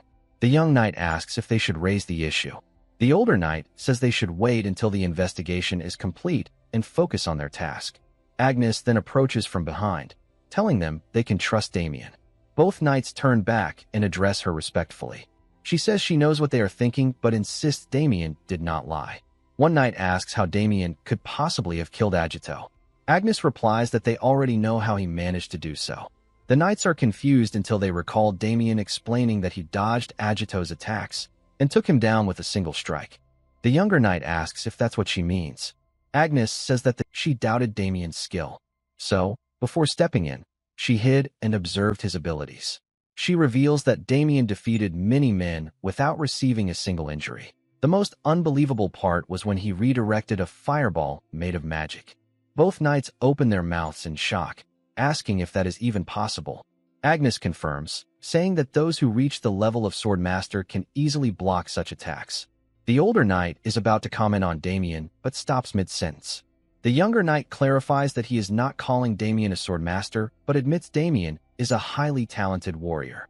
Agnes explains that while her original mission was to pursue Yulan, she also wants to persuade Damien to meet her master, as he could become vital to the church. She orders the knights to put aside their doubts and investigate properly. They agree to follow her instructions. Somewhere else, 3 knights are riding their horses. They are from the house of Lionbloom. Alpus, an apprentice knight, stretches and announces they have finally arrived. Another apprentice knight, Lavender, complains about the smell. Lavender asks him for cologne. Their leader, Garrick, the official knight of the Lionbloom family, immediately tells them to be quiet, glaring at them with sharp eyes. They arrive at the Haxon estate. Garrick asks if this is the place. Alpus confirms. Garrick then asks their objective. Alpus says they are here to arrest Damien Haxon. Garrick smirks and says arresting someone like him will be easy, but that alone will not be enough to compensate for the humiliation suffered by his young master Erwin and the Marquis. He pauses mid-sentence when he notices an old man walking nearby, leaning on a wooden staff. Garrick calls out to the old man. The old man turns his head, asking their identities. Instead of answering, Garrick asks if he is from the Haxon estate. The old man turns fully, confirming he is, and asks their business. Garrick swings his sword and takes down the old man with a single strike. He coldly declares that a commoner failing to bow before the crest of House Lionbloom is an unforgivable sin. One subordinate quietly notes that the old man was blind. Garrick calls both of them closer and says he has a perfect idea. When they reach the Haxon estate, they will not only take Damien but also kill everyone inside. Meanwhile, at the entrance of the estate, Victor is cleaning when he sees the knights arriving on their horses, shocking him. Agnes and the knights step outside the cave. The older knight admits they weren't able to extract much information because of the collapse of the site. Agnes says it's fine and praises their hard work. Then all 3 of them turn their eyes toward Damien, who is focused on his training. Leaves swirl around him through his energy. One knight admits he doesn't understand what he's seeing, and the other agrees but adds that it is incredible. Agnes is shocked and wonders what is happening. She thinks that the destructive energy technique she gave him is a cultivation method that, when mastered at an advanced level, allows the user to absorb mana from the surroundings. But she is stunned that Damien managed to do it in just a few hours. Damien exhales and opens his eyes, only to find the 3 of them standing there, admiring his training. He steps forward and asks if they have finished their investigation. Agnes confirms while approaching him. She remarks on his progress. Damien replies it's just a little, while holding one of the books. He admits she was right when she said the books were difficult to obtain. Since he was a sword master in his previous life, sword techniques aren't very important to him, but the cultivation method is highly useful. The destructive energy technique was created to balance out the heavy mana consumption of the destructive sword technique. It makes it easier to gather mana quickly compared to other techniques, and even helps briefly draw external mana. Damien notices himself looking at Agnes, who is also silently looking at him. He waves his hand and says it's time for dinner. He asks if they will return together, but Agnes looks down quietly. Suddenly, Damien senses killing intent. He mutters that pests have arrived. Agnes looks at him, confused. He advises her to return on her own since he has urgent work to handle, then runs quickly in the opposite direction. The 3 knights watch in awe, amazed by his speed. Agnes thinks he must be controlling his mana with extreme precision to move that fast, and wonders just how far his abilities can go. At the entrance of the estate, Lavender punches Victor with full force, knocking him to the ground. Lavender continues hitting him while mocking, demanding he bring Damien out immediately. Victor shouts that he won't, because they will hurt him. From behind, a maid rushes to call Mr. Haxon outside. Mr. Haxon runs out and shouts for them to stop. The knights recognize him as Viscount Haxon. He quickly rushes to Victor, lifts his head, and asks if he is all right, but Victor is unconscious. Mr. Haxon shouts at the knights, demanding an explanation and questioning how knights could attack a civilian. Garrick steps forward, saying this is nothing compared to what the Haxons did to House Lionbloom. He formally addresses him as Viscount Paul Haxon and delivers Marquis Lionbloom's demand. Hand over Damien Haxon, or their land will suffer. Mr. Haxon thinks he expected retaliation from Lionbloom, but never this kind of savagery. He suspects they are lying. If he hands over Damien, they'll turn this place into hell.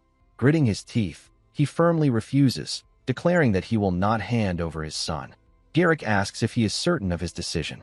Mr. Haxon confirms he is. Garrick smirks, saying he has left them with no choice. He orders his knights to destroy everything until Damien comes out. Mr. Haxon tries to stop them, but Damien suddenly appears. Mr. Haxon turns and sees him standing behind. Garrick also turns, surprised he hadn't noticed Damien's sudden appearance.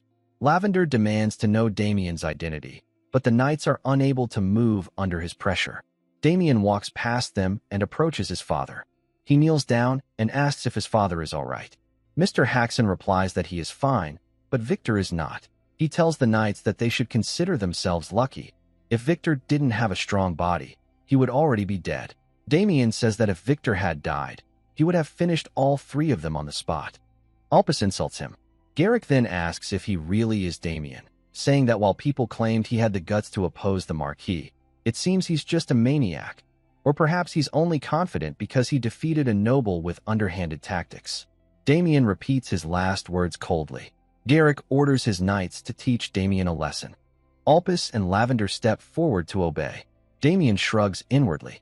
He blocks their attacks with just his hand and thinks this is the perfect opportunity to test the mana he has gathered using the destructive energy technique. Then lands a hard punch on him. Damien thinks he's lucky the targets came to him. Alpus rushes to Lavender's side, but Damien delivers a powerful kick to his jaw. Damien decides to make full use of his enemies. Both knights groan in pain as their leader watches from his horse.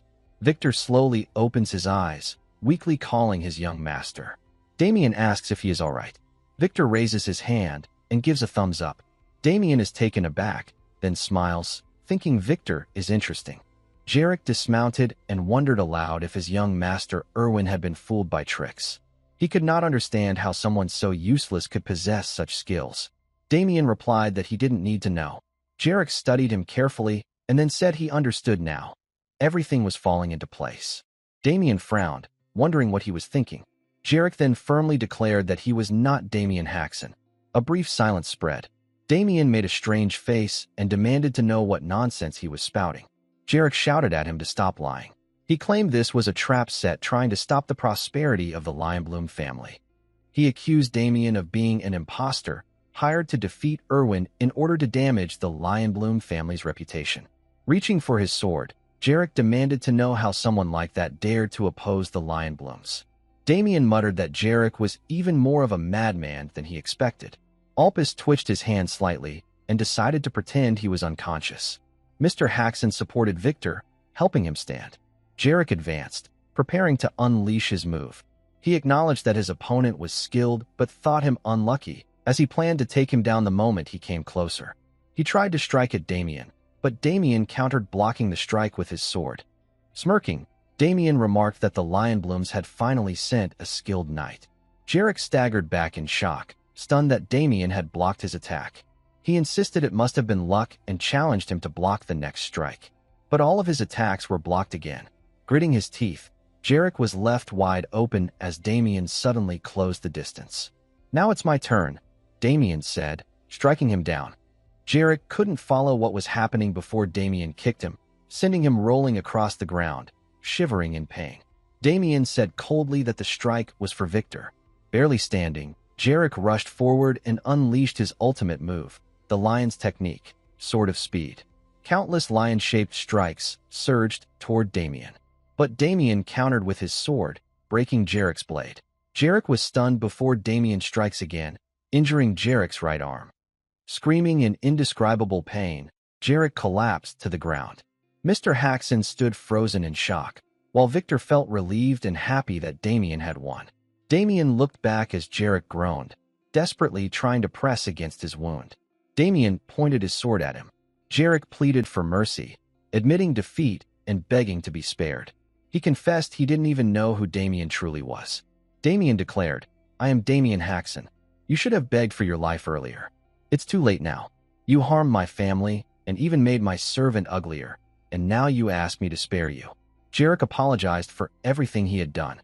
Damien replied that Jarek still didn't even know whom he should be apologizing to. Jarek looked confused as Victor and Mr. Haxon stepped forward, holding a sword and sticks in their hands. Jarek began to worry for his life. Jarek, along with Alpus and Lavender, badly beaten, are sitting on the ground with their hands tied.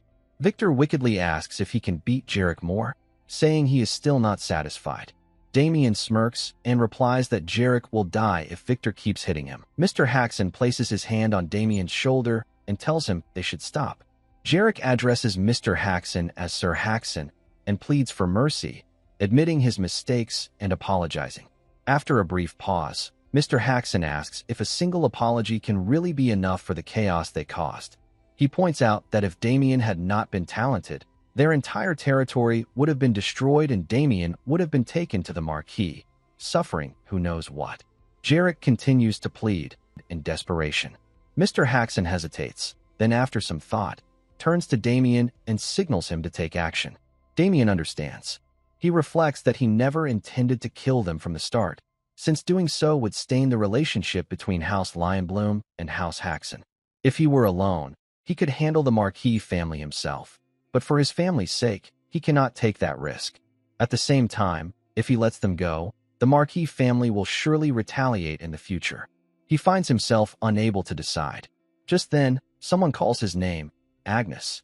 She runs toward him, asking what's going on. Damien thinks she may be the solution to this problem. After learning about the incident, Agnes says she can help. Damien asks if she has any ideas.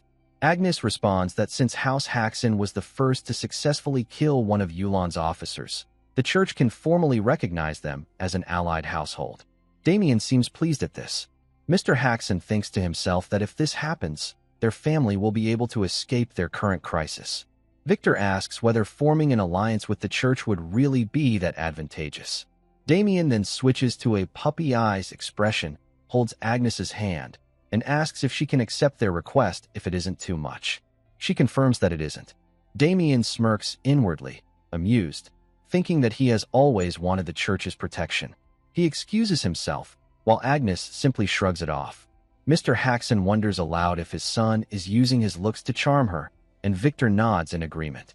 Damien approaches Jarek and asks if everyone heard what Agnes just said. He instructs Jarek to tell House Lionbloom that House Haxon is now under the protection of the church. He warns them that if they try any tricks, they will have to answer directly to the church. After receiving this message, all three knights run away instantly, shouting their thanks. Victor waves his stick at them, telling them to be grateful for their luck. Watching them flee, Victor says they are running away in disgrace and that now the Haxon family can finally breathe in peace. Mr. Haxon, however, doubts it and says they need to decide on their next course of action. He declares it is time to call a family meeting. In the Haxon family's meeting room, everyone gathers, with Agnes standing quietly at the back. Mr. Haxon opens the discussion about settling the dispute between their house and House Lionbloom. Mrs. Haxon and Louise listen carefully. Abel raises his hand to share his opinion, saying that since they are already under the church's protection, why would they need to resolve the dispute at all? Louise replies that they don't want the church to intervene completely. Abel is surprised, and Mr. Haxon agrees with Louise. He explains that it is not in the church's nature to involve itself too deeply in noble affairs. He also adds that the Lionbloom family's power is not based solely on military strength. If they wished, they could pressure smaller noble families in many different ways. At this point, their family has two options: pay off the Lionblooms or seek protection from a higher-ranking family. He says that entering under the protection of another great house could be the best choice for them.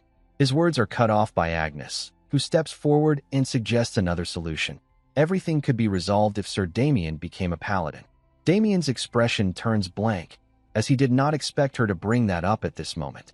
Everyone stares at Damien, and he directly refuses the idea. Mr. Haxon says that if Damien doesn't want it, then it can't be helped.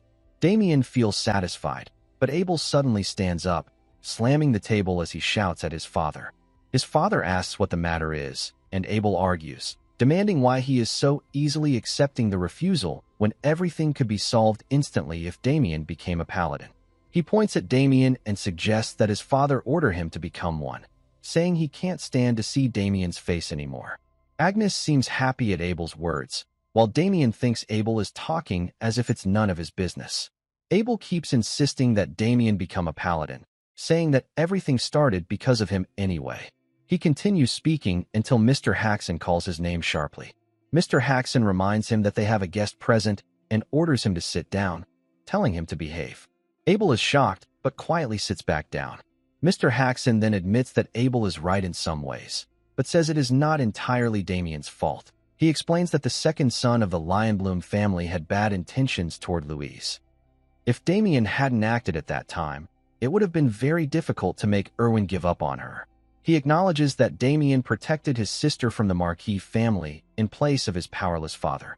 Standing up, Mr. Haxon addresses Damien and praises him for his actions earlier that day, saying he stood up for the sake of his family and paid the Lionblooms back properly. Damien thinks to himself that he didn't expect his father to say that. He lowers his head, saying it was simply his duty to do so. Mr. Haxon assures him that from now on, he himself will handle things further. Damien asks how he plans to do that. Mr. Haxon requests a chance to act like a good father for once. At that moment, a butler enters the meeting room and apologizes for the intrusion. Mr. Haxon asks what the matter is. The butler informs him that someone has arrived from House Goldpixie. Mr. Haxon wonders aloud what business the Duke of Goldpixie could have with them. The butler hesitates, but then explains that young Master Damien borrowed money using the family's wheat fields as surety, and the repayment deadline has long since passed. Damien is shocked, realizing he had completely forgotten about it. He turns to look at his father, who is now in full rage. Mr. Haxon grabs Damien by the shirt and scolds him loudly. A man with braided brown hair removes his hat from his head and greets Damien, who is standing in front of him. Damien thinks he doesn't remember this man very well. The man's name is Oland Mishi, the West Branch manager of Dash and Cash. He says to Damien that they are meeting after a long time and that he came today because it is the repayment date they agreed on. Damien recalls how Oland deceived him in the past with his sweet words. He had suggested Damien use his family's land as collateral, assuring him that they would be able to lend him money. He added that it was just a formality, as someone like him could never take land from a noble. Damien had signed the long contract without thinking at all. The present Damien regretfully questions his past self, wondering why he gave away the land deed. Damien asks Olin how much he owes them. Olin smirks and says that Damien borrowed 200 gold, and with interest, the amount has now risen to 300 gold. Damien is shocked to hear this.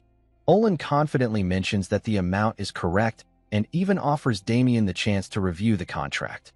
Damien, still in disbelief, thinks it has been so long that he doesn't even remember why he borrowed the money in the first place. But one thing is clear, his family doesn't have that kind of money right now, and fears that if this continues, they will lose everything. Olin reminds Damien that if he doesn't repay today, the land he used as collateral will go under Dash and Cash. Damien nervously reminds him that he had said the collateral was only a formality.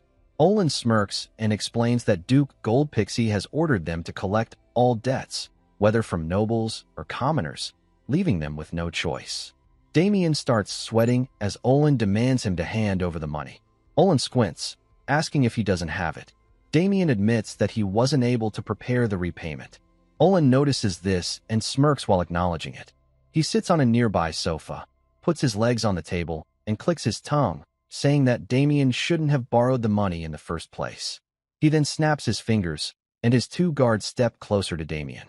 Olin decides to collect the debt in his own way. He admits to himself that he already knew Damien wouldn't be able to repay. Olin likes money, but even more than that, he enjoys seeing nobles bow before him. He wonders what kind of face Damien will make in a situation like this. Meanwhile, inside the mansion, Mr. Haxon sighs heavily. He walks in circles, clearly stressed, while Abel stands with his hand on the wall. Mrs. Haxon and Louise are enjoying tea together. Mrs. Haxon tells her husband to stop pacing and rest, warning that if he continues, he might make a hole in the floor. Louise tells Abel to calm down as well.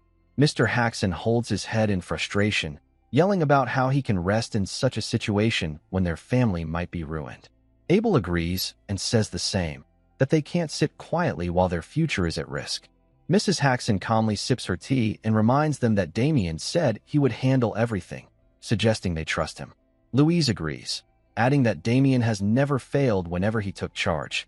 Mr. Haxon makes a horrified face and says that while Damien's swordsmanship is exceptional, there's a big difference between combat skills and negotiation skills. Outside, Damien is busy fighting Olen's guards. He grabs one guard and slams him onto the floor, knocking him out. Olen jumps in surprise, while Damien worries about the damage, saying his father will be furious since they had just repaired the wall a few days ago. He pushed the defeated guard aside, as the other one rushes at him with a sword. Damien instantly extends his arm and grabs him by the neck. The guard groans in pain as Damien holds him up. Damien says that the man just drew a sword on a noble and smirks, saying this counts as self-defense. Olen screams in fear, trembling as Damien approaches him. Damien addresses him, and Olen listens closely. Then Damien tells him to kneel, and Olen nervously complies. Damien admits that he can't repay such a large amount right now. Olen quickly says he is fine with that. Damien then places his hand on Olen's shoulder and asks if he would like to be repaid in another way. Olen, terrified, reluctantly agrees. The next day, Abel tells his father he feels heartbroken. Mr. Haxon demands to know why, and Abel mutters that justice is often defeated by power. Mrs. Haxon and Louise are saying farewell to Damien, asking him to stay safe and eat properly during his trip. Damien assures them he will. Abel kneels on the ground, shouting in frustration, wondering aloud why things are this way. Mr. Haxon scolds him, telling him to stop talking nonsense and instead cheer for his brother, who is going on a journey. Deep down, however, Mr. Haxon agrees with Abel, but is worried whether Damien's plan will succeed. Agnes approaches Damien and tells him she feels sad about parting ways. Damien notices her and says her name. He walks toward her and thanks her for everything she has done. Agnes simply replies that she only did what she needed to. She looks away as she tells him they have completed their investigation and will return tomorrow. She closes her eyes, putting her hands together in prayer for Damien to receive blessings on his journey. Damien thanks her and does the same. Agnes softly mentions that if he changes his mind, before she can finish, Damien cuts her off, saying he won't, and turns away. Damien walks toward the carriage, thinking that all goodbyes are done. He asks Victor if they should start the journey. Victor confirms, adding that he has loaded all the luggage. He opens the door, and both of them step inside the carriage. Damien comments that the carriage is very spacious, while Victor thinks it's cozy. Sitting across from them, Olen greets them nervously. He respectfully assures them they won't face any problems during the journey. Damien smiles at his attitude and says they will have lobster for lunch. Olen responds in surprise. Damien tells Victor to begin, and Victor acknowledges, instructing the carriage rider to move forward. The rider nods and pulls the reins of the horses. Damien sits confidently, his face full of determination and excitement to visit House Gold Pixie. Damien, Victor, and Olen are standing in front of the huge Gold Pixie estate. Victor makes a sound of amazement, while Damien comments that this mansion is truly fitting for a family known as the richest in the entire kingdom. Damien thanks Olen for making the journey easier for them, adding that he won't forget his help if things go according to his expectations. Olen humbly acknowledges this and mentions that he has already spoken with the Duke, meaning Damien just needs to go inside. Olen recalls their journey, thinking about how Damien made him work like a servant. He secretly hopes things won't go as Damien expects, and even wishes for his downfall. Outwardly, however, he cheers for Damien, pretending to hope that things go well for him. Damien casually thanks him and tells Victor he will be back shortly. Victor happily acknowledges. Inside the mansion, Adam Goldpixie, the Duke of the Apple Kingdom, greets Damien. He recognizes him as the infamous troublemaker of the Haxon family. Damien forces a short laugh and says he is honored, though internally he thinks that nobles are all the same. Adam asks why he was looking for him. Damien calmly explains that he borrowed money from the family's lending business and that the repayment date has already arrived. Adam nods, calling him their customer. Damien confidently admits he doesn't have the money with him, but wishes to repay in another way. Adam demands to know what that way is. Damien explains that he will defeat the Lionblooms to repay his debt. Adam widens his eyes in surprise, and his soldiers begin whispering among themselves. Adam laughs, saying Damien must have heard the news. His knight, Jael Heimlich, agrees with him. Damien thinks that everyone in the kingdom already knows the rumor. According to the rumor, a gold mine was discovered on the shared border between the Lionbloom and Gold Pixie families. These two families have never been on good terms, so they planned a duel involving lower-class knights to determine who would gain monopoly over the gold mine. Damien already knows who will win, the Lionblooms. He believes they have expanded their forces quickly using their newfound gold as support, causing the Gold Pixies to lose much of their influence. Damien smirks, thinking that if he helps the Duke win, he can repay his debt and also keep the Lionblooms in check. Duke Adam calls Damien ambitious and asks if it's true that he defeated the Lionbloom family's second son and destroyed the large organization in land work. Damien laughs, then sighs in relief, admitting those are not rumors. Adam frowns, saying it's tempting, and adds that he has been searching for a knight to participate in the duel. Damien claims he is the perfect candidate, as there is no one else capable of defeating the oldest son of the Lionblooms. Adam puts his hand on his face and asks if Damien can really defeat the eldest son, who is known to be a genius. Damien admits he is highly skilled, but before he can finish, a soldier with a ponytail interrupts, saying they can't trust him. The soldier insists that rumors are often exaggerated. Adam agrees with him, and the ponytailed soldier, Ernst Howitz, adds that Miss Chelsea will bring the perfect candidate.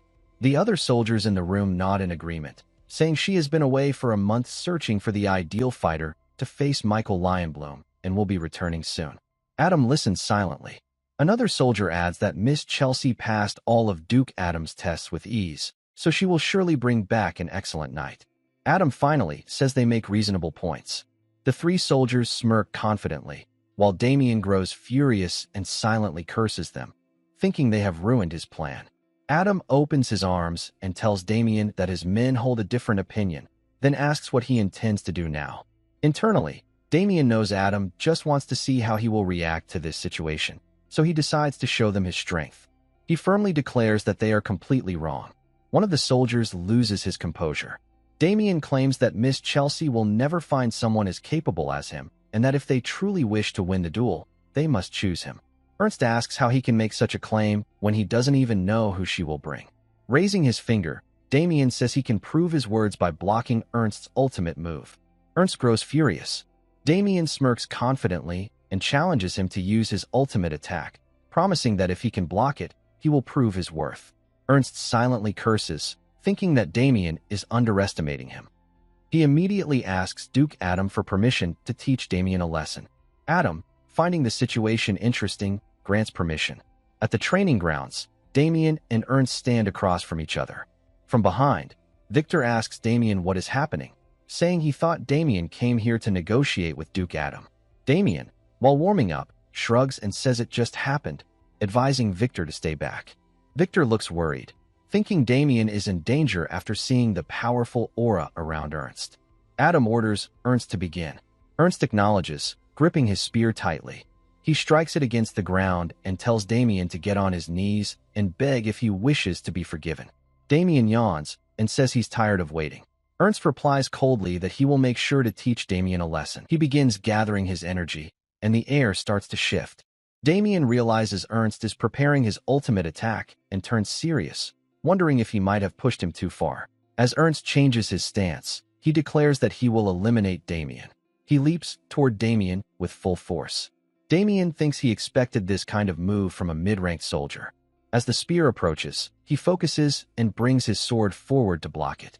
Just as he analyzes Ernst's aim, a dagger appears near his body and vanishes instantly, breaking his concentration. In that moment, Ernst's spear lands a strike, and Damien's sword snaps into two pieces. Ernst smirks, thinking Damien fell for his trick. Unfortunately, as the strike lands, Damien falls back. Victor shouts his name in panic, while Adam stands stunned at the sight. Damien steadies himself before falling to the ground. Surprised, Ernst grits his teeth and wonders how Damien managed to endure his surprise attack. Adam and his knight are stunned to see Damien still standing, while Damien lets out a heavy breath and asks if the representative position now belongs to him.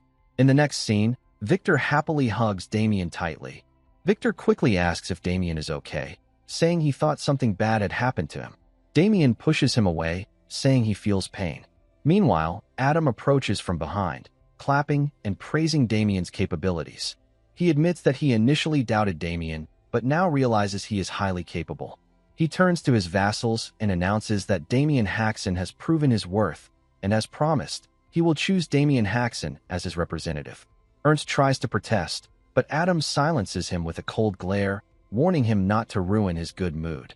Ernst reluctantly acknowledges this, while Damien smirks confidently, standing tall with his broken sword. Ernst, still trembling, wonders how this happened when he was sure his attack would land.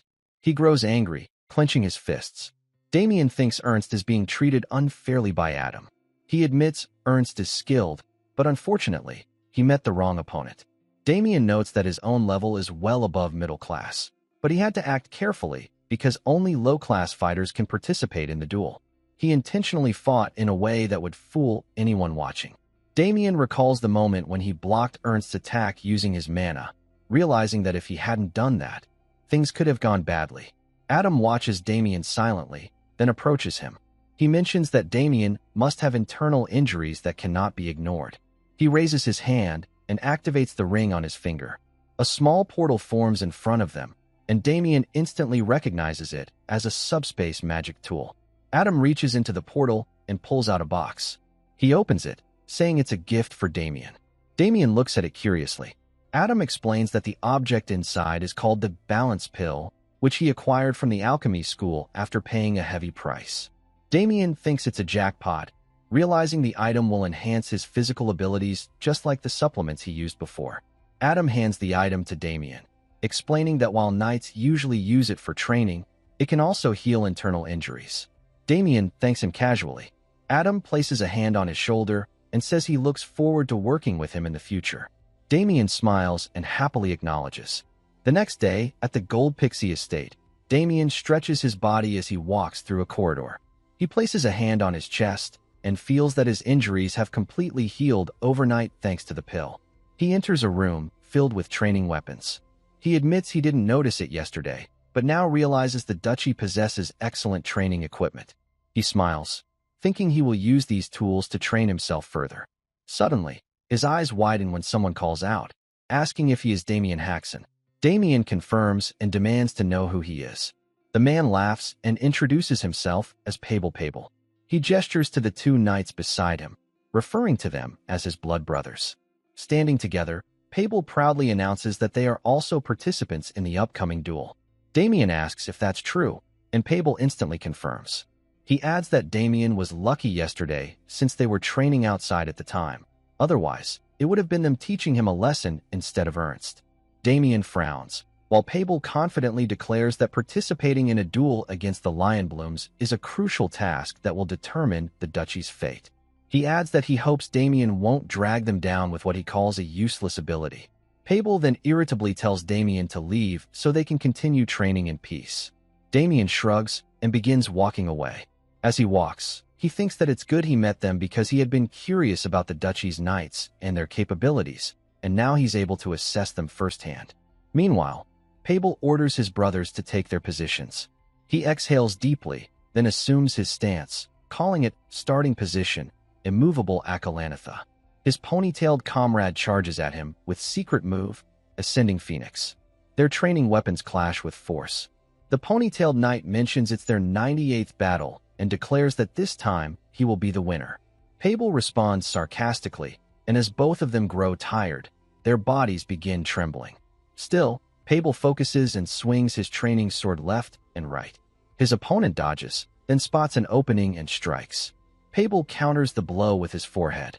The ponytailed knight starts sweating, admitting that he expected Pable to predict his attack and block it with his head. The ponytailed knight bows deeply and says he has learned something new today. Pable praises his effort, and says there's no victory between them today. Their other companion, a knight with a hair bun, steps forward and requests to fight next, saying his body is itching for battle. Pable replies that he needs to rest before facing him. The ponytailed knight and the one with the hair bun lean closer to Pable. One of them says that with the duel only a month away, if they continue training like this, they'll get great results. The other nods in agreement. Pable grins and says they'll defeat the Lion Blooms and bring honor to the duchy. All three of them raise their swords and shout, "All for one for all," as they smirk proudly.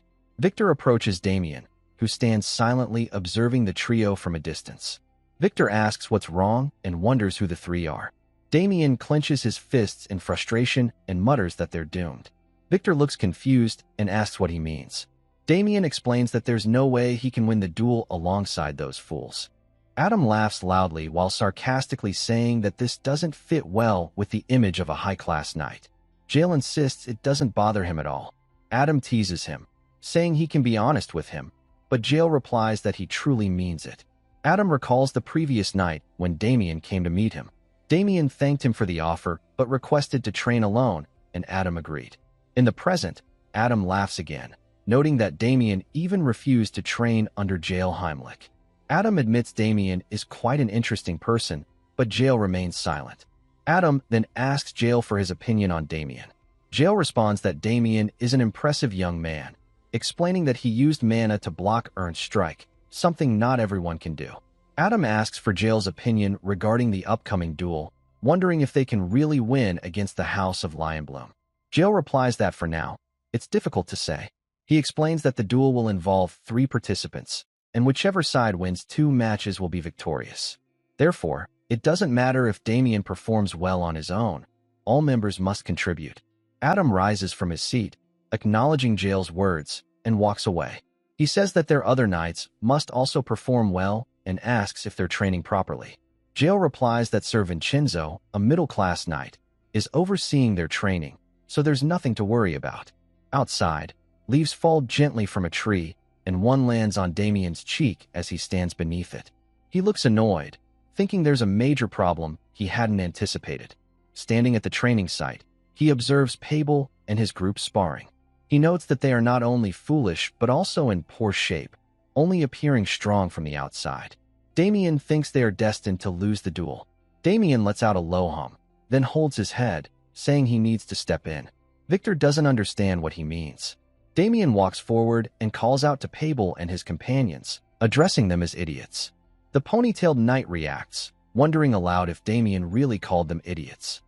Damien straps on his arm guards and leg guards, telling them he wants to have a sparring match. Pable smirks and admits Damien has guts to challenge them after seeing their skills. He agrees to fight and declares that he will be the first to accept the challenge. Damien watches him closely and says he doesn't want to fight just one of them. He wants all 3 to come at him simultaneously. After a brief pause, the 3 tremble in anger. Pable calls Damien arrogant and yells his agreement. He and his companions throw away their training swords. Pable admits that this goes against the code of knights, but says that when dealing with a man like Damien, fighting is the best solution. All 3 rush toward Damien with their fists, but Damien doesn't flinch.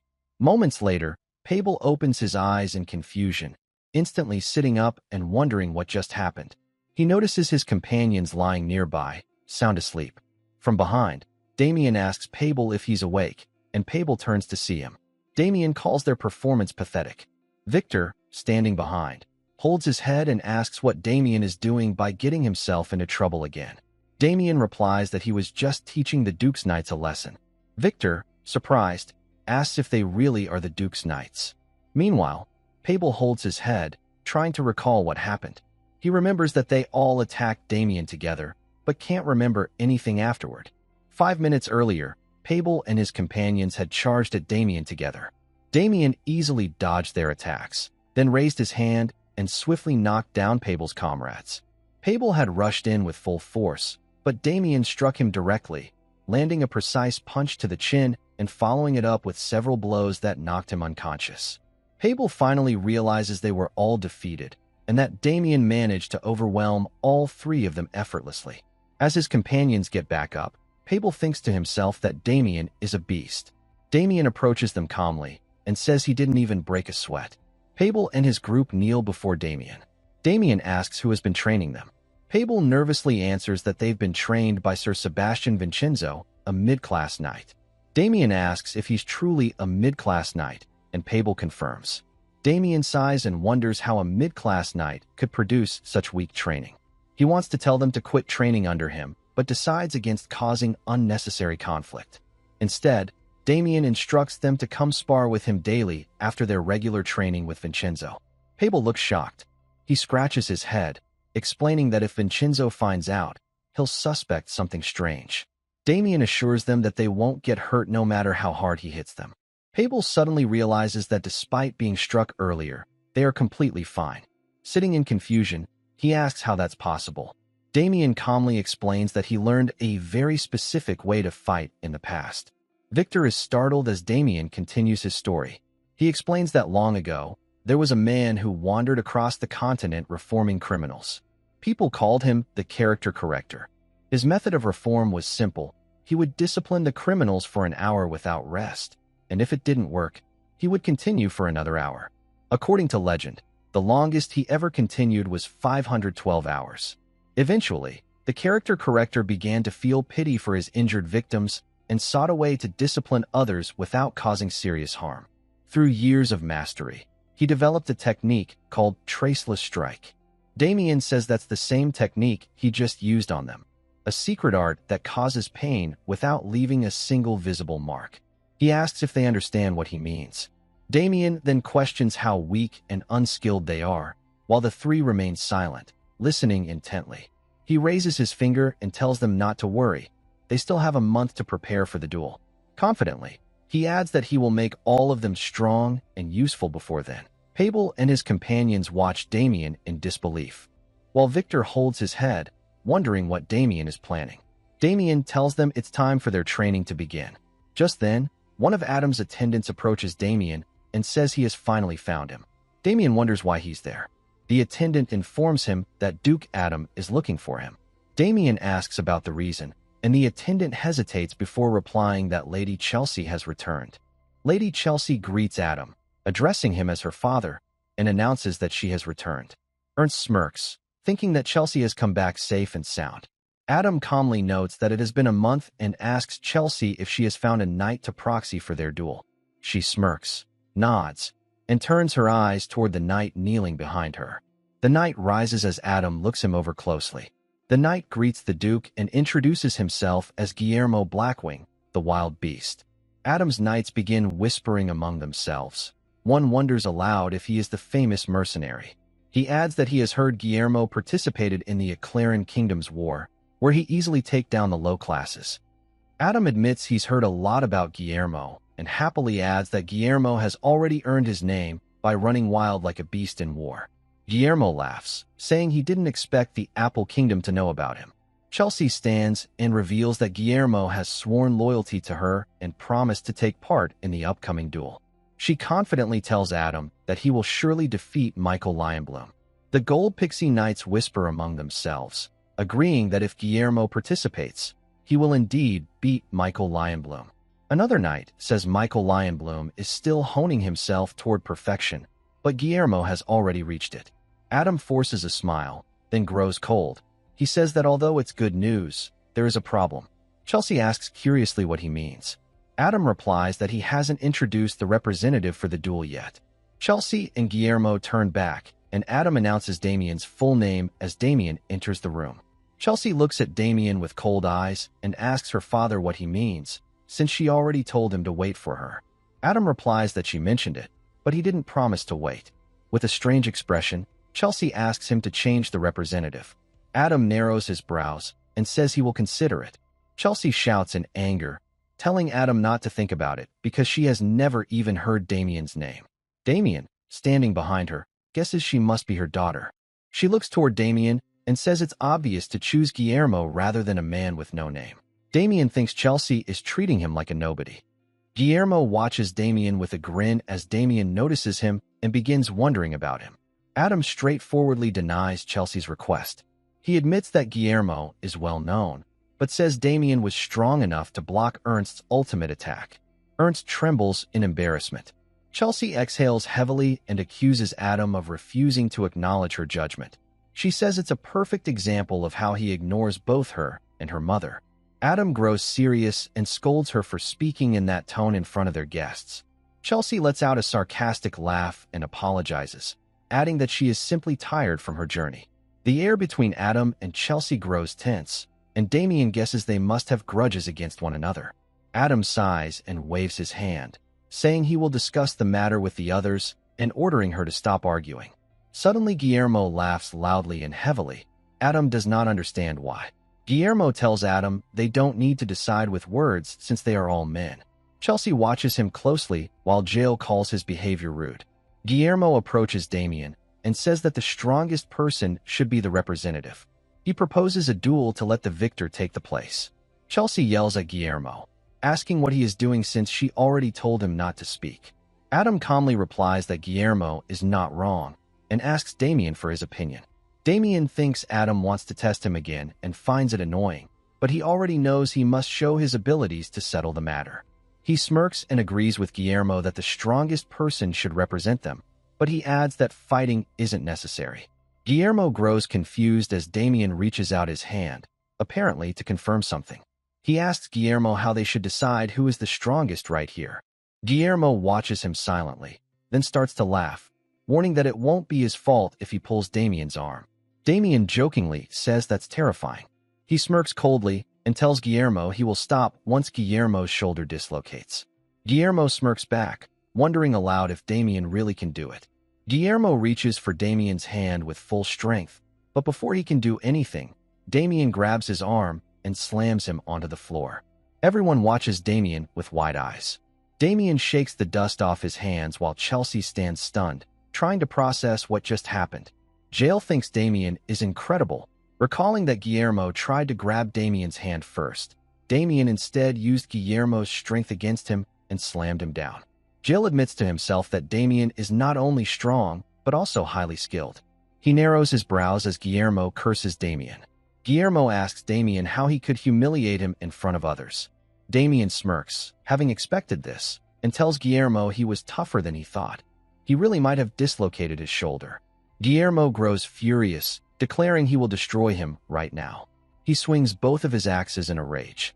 Chelsea yells his name to stop him, but Guillermo charges at Damien, declaring he will teach him a lesson. Suddenly, a green aura surrounds Guillermo, and he widens his eyes. Jael yells for him to stop and demands to know how he dares to swing his weapon in front of Duke Adam. He coldly asks if Guillermo wishes to die. Guillermo is unable to move and starts coughing as his body trembles. Damien thinks Jael's aura is incredible to cause this much pressure, exactly what he would expect from a high-class knight.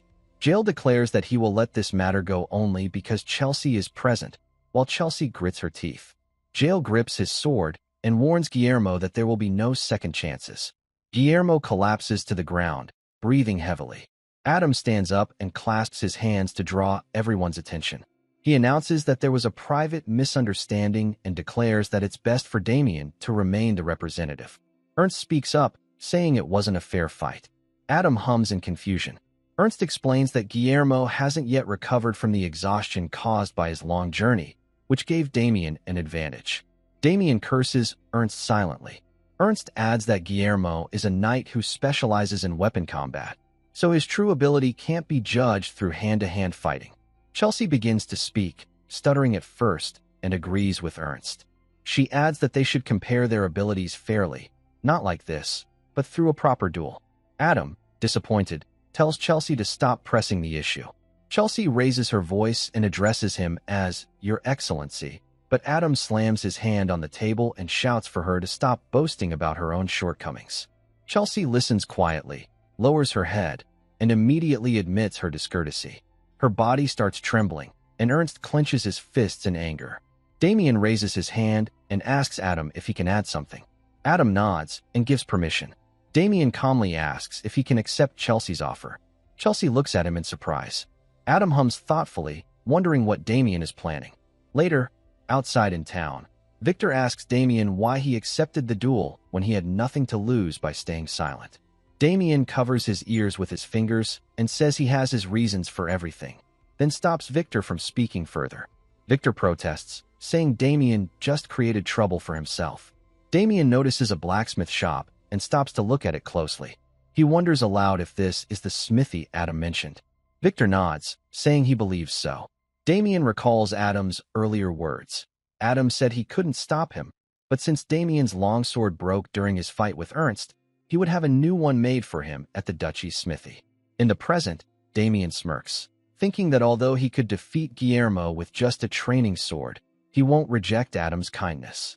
Inside the shop, a blacksmith notices them as Damien and Victor enter. Victor calmly explains that they're there under Duke Adam's orders and that he instructed them to choose a sword for young Master Damien. The blacksmith laughs, saying he already heard they would be coming, and invites them to follow him. Victor lets out a sound of awe as he sees the impressive collection of weapons. He comments that all of them look amazing. Damien agrees and asks Victor if he wants something for himself.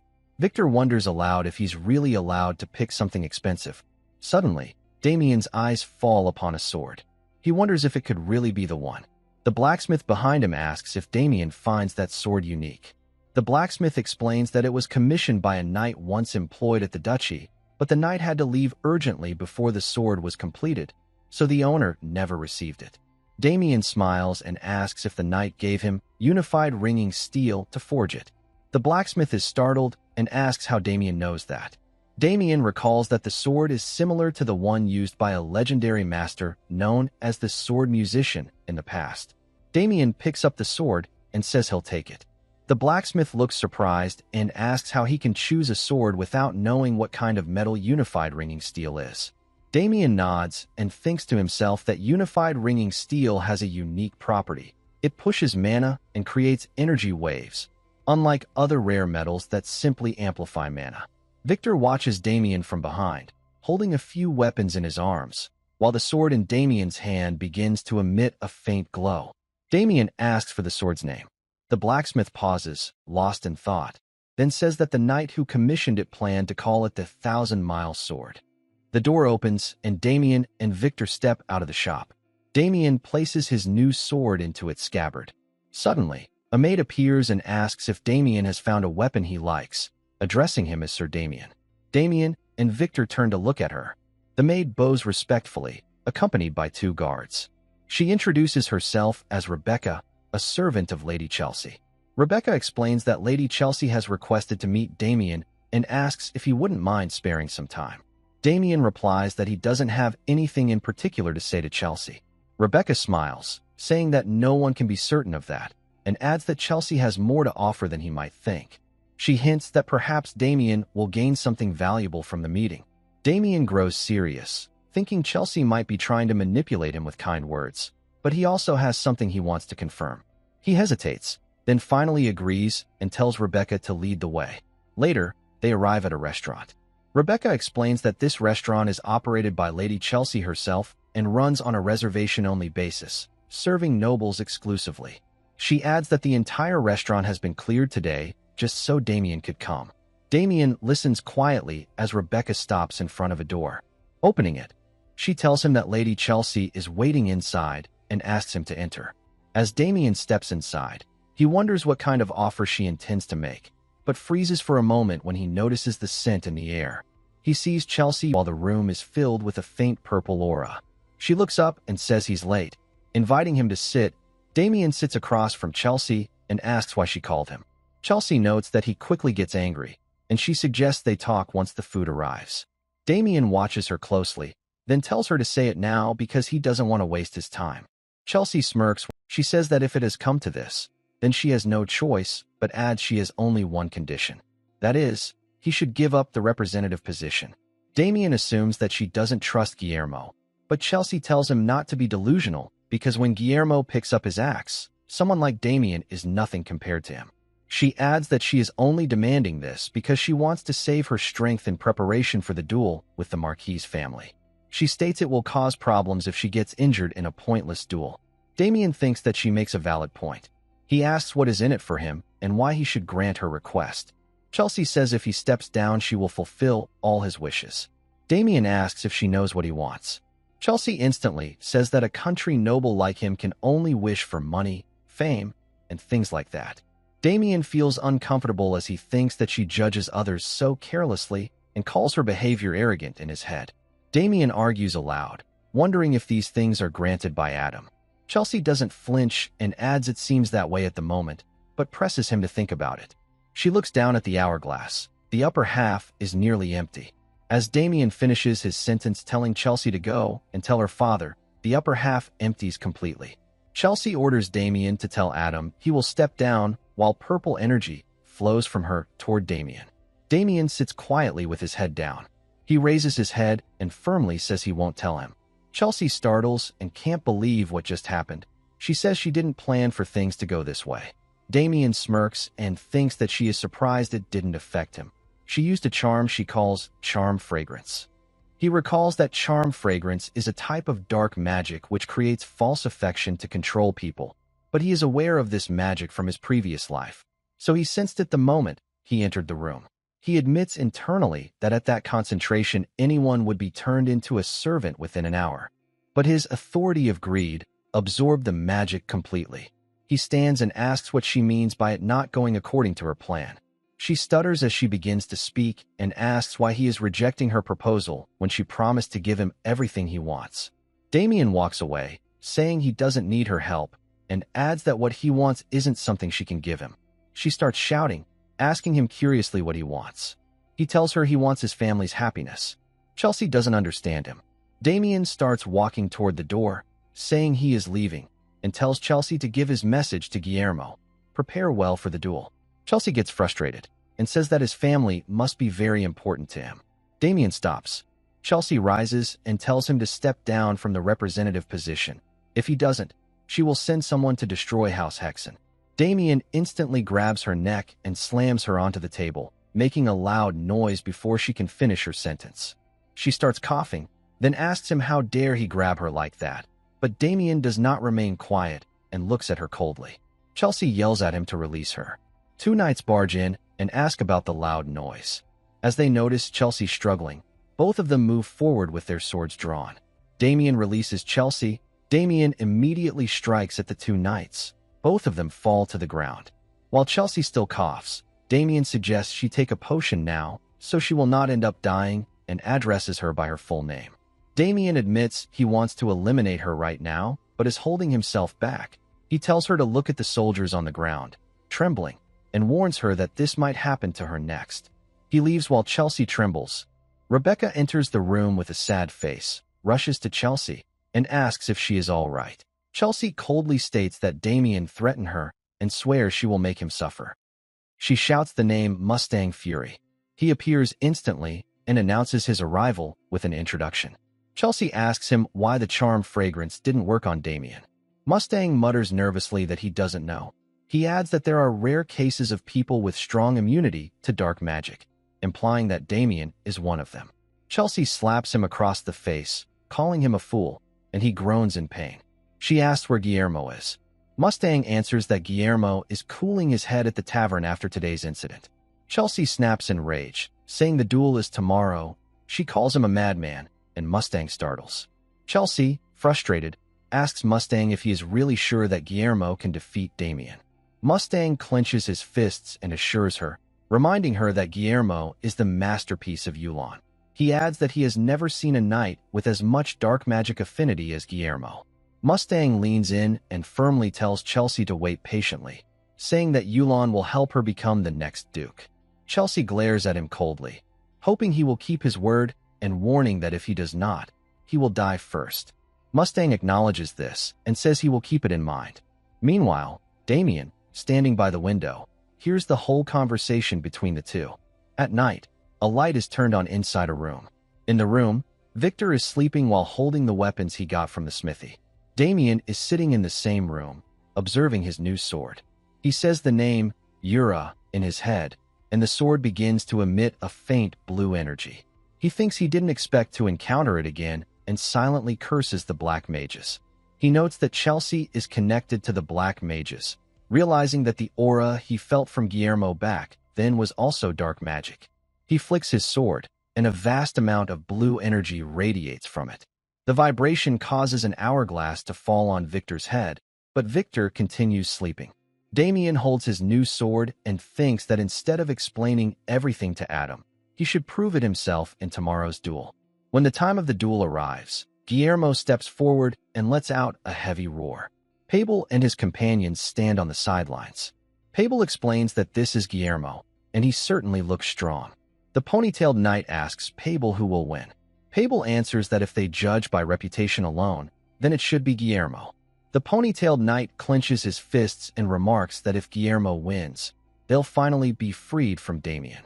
He recalls the harsh training Damien put them through in the past 2 days, and the knight with the hair bun trembles at the memory. The ponytailed knight mutters that Damien did nothing but beat them and clearly seemed to enjoy it. Pablo closes his eyes, quietly hoping Damien will lose, but admits to himself that he doesn't see that happening at all. Ernst observes Damien closely as he stands across from Guillermo, ready for the duel. Guillermo remarks that he's surprised Damien didn't run away. Damien shrugs, saying he slept well and his shoulders are still a bit stiff, but Guillermo accuses him of just pretending to be calm. Finally, Adam takes his seat, saying that he's the one who was late. He announces that whoever wins today will take the position of representative. He looks toward Chelsea and states that he expects everyone to respect the outcome. Chelsea smirks and quietly tells her father to enjoy the moment while he can because Guillermo will be the victor. Adam holds up a white handkerchief and declares the duel to begin as he throws it into the air. Guillermo and Damien raise their weapons. Guillermo strides toward Damien, calling his name while swinging both of his axes, which glow with purple energy. He tells Damien that accepting this duel was his biggest mistake. Guillermo grips his axes tightly and says that now he will show why he is called the Wild Beast. He charges at Damien with full strength, intent on striking him down.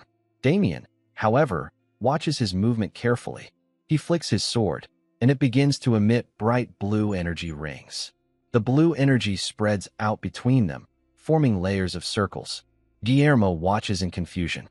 As the energy intensifies, it strikes Guillermo with immense force, sending him flying backward. The arena fills with smoke.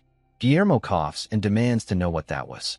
Chelsea and Rebecca exchange anxious looks, while Adam comments with interest on Damien's strange yet powerful technique. Jael, too, watches curiously, wondering what kind of ability it is. Guillermo becomes furious. He rushes toward Damien in rage, mocking him for calling himself a knight and calling his technique a cheap trick. But then, he suddenly notices more blue energy circles flying toward him. One of them hits his shoulder, making him groan in pain. Guillermo breathes heavily, sweat covering his face, until another circle strikes his face, causing him to groan again. As the energy fades, he wipes his mouth and curses Damien again. Damien holds his sword upright as blue energy circles spin around it. He tells Guillermo that playtime is over. Then, placing the sword's tip on the ground, he releases a massive surge of blue energy. As the energy rushes toward Guillermo, dark energy bursts from Guillermo's body in response. All the spectators, including Adam, are stunned by Guillermo's sudden change. Adam wonders aloud why Guillermo is acting that way. Chelsea grits her teeth in fear, realizing that this should not be happening. Damien approaches him and says that his true identity has been exposed. Damien looks down at him coldly and calls him a fake knight. Adam, with wide eyes, wonders aloud if Guillermo is truly a fake knight. On the other hand, Victor and Pable's group stand speechless. Damien sheathes his sword and explains that Guillermo is a fake knight who enhanced his physical strength and mana through dark magic. The staff of the Gold Pixie family are stunned and whisper among themselves, wondering how something like this could have happened. They discuss that if the church finds out, they will all be in trouble, and add that they need to investigate the matter properly. Meanwhile, Rebecca, who is standing beside them, quietly leaves. Adam frowns and asks Damien if he knew Guillermo's true identity from the start. Damien bows, confirms it, and apologizes for not reporting it sooner. His expression sharpens as he explains that he wanted to uncover the people behind the plot first. Adam feels a chill run down his spine as he repeats Damien's words. Damien states that dark mages have infiltrated the house of Gold Pixie. He then confidently tells Adam that the person who connected them is Chelsea, his own daughter. Chelsea startles and nervously denies it, telling Adam she has nothing to do with any of this. Adam buries his face in his hand, clearly under stress. He grits his teeth in anger and tells Chelsea that he also doesn't want to believe it, but the circumstances make it difficult to deny. He demands to know how she could bring such corruption into his house. His eyes turn cold as he wonders aloud why the guards aren't doing anything. He points at Chelsea and orders the guards to seize her along with anyone tied to her, instructing them to throw them in the dungeon and uncover the full truth. Chelsea yells to her father that she is innocent and that it's all a mistake. The guards capture Guillermo, and some of them move toward Chelsea with their swords drawn. Chelsea panics, realizing that if she's arrested, everything will be exposed. She yells at her knights to protect her. The knights respond immediately and swing their swords to counter the guards. Adam exhales heavily in frustration and orders Jael to arrest Chelsea immediately. Jael bows and acknowledges the command. He begins walking toward Chelsea as her knights, already exhausted, struggle to stand. Jael activates his power and orders everyone to clear the way. Chelsea's knights stop moving, frozen under the pressure of his aura. One of them admits silently that they are no match for Jael. The brown-haired knight yells at Chelsea to run, saying they will hold them back. Chelsea acknowledges and starts to flee. Jael sighs, saying it's a shame, and draws his sword. A burst of green energy surges as he swings it. Chelsea widens her eyes and falls to the ground, covering her ears as a loud sound echoes through the hall. Her body trembles as she peeks out and sees her knights collapsing to the ground, defeated. She watches in shock and fear as the scene unfolds. Her breathing quickens. Jael looks at her with cold eyes and begins walking toward her. Chelsea mutters for him to stay away and immediately turns toward Ernst, calling out to him in desperation. She begs for his help, shouting his name again. Ernst grits his teeth, calling Chelsea's name in his thoughts. Finally, he steps between Chelsea and Jael. From a distance, Damien watches and thinks Ernst is a fool. Jael addresses Ernst firmly, acknowledging that, as a mid-class knight, he has contributed greatly to the growth of the Gold Pixie family and that Duke Adam holds him in high regard. Ernst's body trembles as he faces Jael, but he still stands his ground and begins to move forward, ready to attack. Jael warns that if Ernst chooses to protect Chelsea, he will be taken down on the spot. Jael glares coldly at him, intimidating him completely. Ernst groans in hopelessness and collapses to the ground, dropping his spear. Chelsea whispers Ernst's name and then is seized by the guards. She calls out to her father, begging him to listen to her explanation and insisting that she hasn't done anything wrong. She tries to speak further, but Adam cuts her off, calling her a useless fool. He yells that because of her, their entire house might face ruin, adding that she has dragged them all into a pit of disgrace. Chelsea murmurs, calling out to her father again, but Adam ignores her and continues. He says that even now, she only cares about herself. His expression darkens as he admits that bringing her into the family was his biggest mistake. Tears fall from Chelsea's eyes as she cries out, denying his words and pleading for him to look at her. Adam coldly says he doesn't want to hear another word and orders his guards to take her away. The guards begin dragging her away while the other staff members watch with pity. When Chelsea looks toward Damien, she starts struggling more and glares at him with cold, furious eyes. She continues trying to speak while being dragged away. Damien smirks slightly as he watches her go. A few days later, in the dungeon of the House of Gold Pixie, Jael is getting information from Chelsea's subordinates. Jael notes internally that Chelsea expanded her influence in the duchy with the help of dark mages. In his thoughts, he questions why she would do such a thing. Meanwhile, she slowly sits up and curses as she recalls her father's cold expression. She grits her teeth, admitting internally that he is the reason she is in this situation. Her thoughts drift back to her childhood. She remembers that she only wanted to be acknowledged and recognized by her father as his daughter. That was all she ever wanted. She recalls the moment when her father threw away the handmade flower garland she gave him. In the present, tears fill her eyes as she wonders why he looked at her with such cold eyes. A guard arrives with food. He sets the plate down and tells Chelsea that he has brought her meal. Chelsea quietly glances at the plate. She picks up a piece of bread and starts eating. She thinks to herself that she can't let it end like this. No matter what, she needs to survive. She bites into the bread, anger burning in her eyes, while the guard who brought the food watches her coldly. On the other hand, Damien moves his shoulder while walking down the hallway. He sighs in relief, admitting that today's training is finally over. Victor notices Damien approaching and tells him that Adam is looking for him. Damien looks confused.